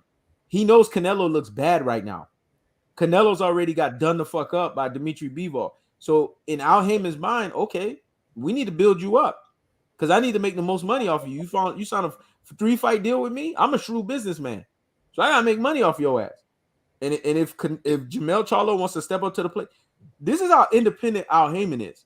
Oh, Jamel, you want to step up to the plate? You want to get knocked out? That ain't my problem. Let's just sign the fight. Al Haymon it's not personal with him. It's not fucking personal. Thank you. Thank you, Beast Mode. Thank you. You see this comment? Thank you. People getting it, man. Yeah, and then he said here, no honor, no respect for his blood brother. He don't got respect for the motherfucker, man. He don't. He's always competing with him. He compete with him. Always. He compete with other fighters. He be sucking Canelo dick, bro. Like, bro, the fact that his mentality is like that about Canelo, knowing what he's supposed to know as a boxer, he can't beat Canelo. He can't. And the last time we saw somebody sucking Canelo's dick was Caleb Plant. Did he win? No. Nope. He can't beat him. He was just happy to be in the ring with Canelo. That's why his ass lost. After he was outboxing him for how many rounds, and then this is how you know he in the 10th round. Oh, I'm just happy to be in the ring with you. Oh, you see how I'm showing you that I can get with you. Then fucking lose. Come on, man. Y'all gotta see this shit for what it is. We're trying to help y'all. I'm tired of you motherfuckers coming back years later. He knows the Ross, you was right. Get ahead of this shit right now. Right. See this shit for what it is. And donate to motivate, man. Y'all donate to all these lame ass channels that'll be telling y'all shit. Don't be telling shit. Yeah, and see, man. this is how you can tell this motherfucker beta as fuck. Look what he said. Win, lose, respect the hustle for moving up. You're not getting it. You're not getting that. No, you don't respect the hustle for moving up. You're not getting it. You don't allow somebody, you don't move up and allow somebody else to duck prime competition. There you go. No, man. Especially when one of those prime competitions is your own brother. There's nothing respectable about this. What you not seeing with this? I'm an alpha male. There's nothing respectable about this. I wouldn't do this to somebody I was associate of. If I'm not taking a fight, I'm not ready for it just to keep you from getting a fight. Yep. I'm not doing that. You ain't got to be my brother. And look what Bernard Gang said. Man, I had no idea Jamel did that. I just can't see Jamel winning because he kinds of get overexcited and have mental breakdown. If you watch Jamel Charlo fights, you know this shit. How could he snake his brother like that? Facts. So motherfuckers are starting to open up. They starting to be enlightened. They starting to realize this shit smells suspect. Yes, exactly, Beast Mode 3. These people support a drug cheat, and it's sad as fuck. This is to give Canelo, if people are paying attention, a rise back to boxing because his resume has taken a hit since Dimitri Bivol embarrassed him. Canelo has been looking like shit.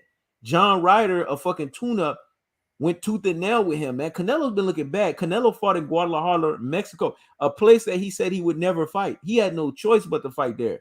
Yeah, that's how I know Dimitri Bivol's ass whooping was that damn damaging to his career. And you know, Al Haymon, the businessman he is, he don't give a fuck about these guys and their decision making. He's just gonna make the fight.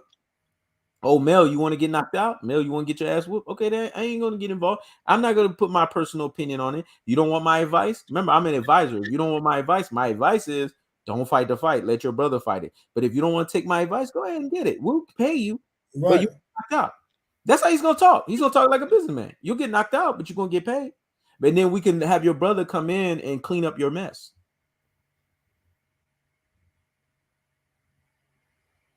Yep. Now we know what this 3 fight is, and he ain't even gonna go to 3 fights because he gonna fight Mel. Canelo said you could tell this is the end of Canelo. You could tell this is the end of his career. He's fighting Mel first to bring himself up. Maul gonna come in on the second end and knock him out, and then that's when we're gonna see the demise of Canelo. But here's the problem: Mel, when that happens, Mel is gonna forever sever his ties with his brother Maul. Maul's not gonna want nothing to deal with him no more because Maul wanted the first dibs on Canelo, and then Mel turned around and got the first dibs. Their relationship as twins is severed. It's completely severed at this point. Yeah, because you gotta think about this for a second. Jamal Charlo's been trying to get this fight for 10 years. 10 years. We as a boxing community has allowed Canelo to duck up here. This is like Floyd never fighting Zab Judah. Yep. Because Manny Pacquiao was never Floyd's peer. Yep. They made Manny Pacquiao Floyd's peer. Yeah. Like Floyd never fighting Zab Judah. And believe it or not, when Shane Mosley fought Floyd, that was on Shane Mosley. Shane Mosley was supposed to make that fight 8 years prior to that. Shane Mosley was the one that ducked Floyd. Yep. And this was like Shane Mosley never fighting Floyd Mayweather Jr. This would be like what's his name? Roy Jones Jr. never fighting Bernard Hopkins. Do y'all understand what I'm saying here? Or James Toney. You gotta fight these guys. Yep. And the fact that he's not, and the fact that y'all trying to make this seem like it's something good, is sad. And that's why boxing's in the gutter, because it's a two-pronged problem. Because Jamel Charlo is not his peer. Yep. It's not. Even your Dennis Ugas just tweeted and said, I don't believe it. You know why he's saying that? Because even in his mind, it's like, what the fuck? Why he doing that? Because at the end of the day, y'all sitting here as boxing fans creating this thing where y'all basically saying it's okay for Canelo to duck. Y'all ruined the sport. Because y'all could boycott this shit and say, no, this is not the fight we wanted. We want Canelo from here on out to fight motherfuckers that's going to give him L's. No more W's for you, man. You got to fight people we know that can legitimately whoop your ass. Mel has mental breakdowns. Mel gets overexcited. Mel has lapses. These types of things are going to play very well against a Canelo Alvarez who really has punching resistance. He's going to knock this motherfucker out. People don't understand. I feel like some of us are retarded. What does this mean? Jamal said, don't you think I want to get those belts? I can't right now. So when my brother go get them, I'm still going to be happy as fuck. That's verbatim. We said he actually loves his brother. So he's going to be happy for him. But fuck what he's saying at the moment. The bigger picture is Canelo should be fighting Jamil. Facts. When he can fight Andre the Benavidez. Facts. What are y'all not getting? Jamal being happy for him has nothing to do with this not being a good fight for boxing. Yep. He's always happy for his brother. Yep. He's always happy for his brother. And think about it is the fact of the matter is, who said Jamal was fighting? Why do people have to say it? Shouldn't it be obvious that Canelo should be fighting Jamal Charlo? Mm-hmm. Shouldn't that be obvious to everybody? That's the only fight that needs to be made. If not that, Benavidez, if not that, Demetrius Andre. That should be obvious to everybody. Yep. And the fact that people are not making this obvious, and the fact that people are liking the fact that Jamel, 154-pounder, never fought at 168. Like, what the fuck? Like, who says dumb shit like that? It just shows you guys that you guys don't know what the fuck y'all talking about. Well, people don't realize that everybody they say duck Floyd, everybody they say Floyd Mayweather duck actually ducked him. The only ones that get totally off is him and Winky Wright because they were never peers. Yep. Winky Wright was always a weight class bigger. And Floyd was always like in a championship bout when they could have fought. That don't make sense, but Oscar ducked Floyd for a long ass time. Yep. Shane Mosley ducked Floyd. Yep. The Arab dude that was fired, he ducked Floyd. And guess what? Shane Mosley got his payback off of ducking Floyd through Vernon Forrest. Vernon Forrest taxed that ass. That was a pick. That was a puzzle he could never fucking solve. See, when you do bad shit, shit always come back to you, man. Always. The problem is people are not holding Canelo accountable. They're not. He's steady moving up people 2 weight classes to fight him. That's not daring to be great. That's what you call a pay to lose fight. Nosedive affair. If there was no names, maybe, but there's names. There's David Benavidez and there's Andre. He ducked the undisputed fight with Andre. How is this nigga doing this? Yep. How you duck co-signing this shit? How you duck an undisputed fight at 160? That's the premier weight class. Yep. In boxing. Yep. All time is 160. You was on the zone the whole damn time. Demetrius Andrade was on the zone the whole damn time. You ducked Demetrius Andrade. Come on, man. What the fuck are y'all not seeing here?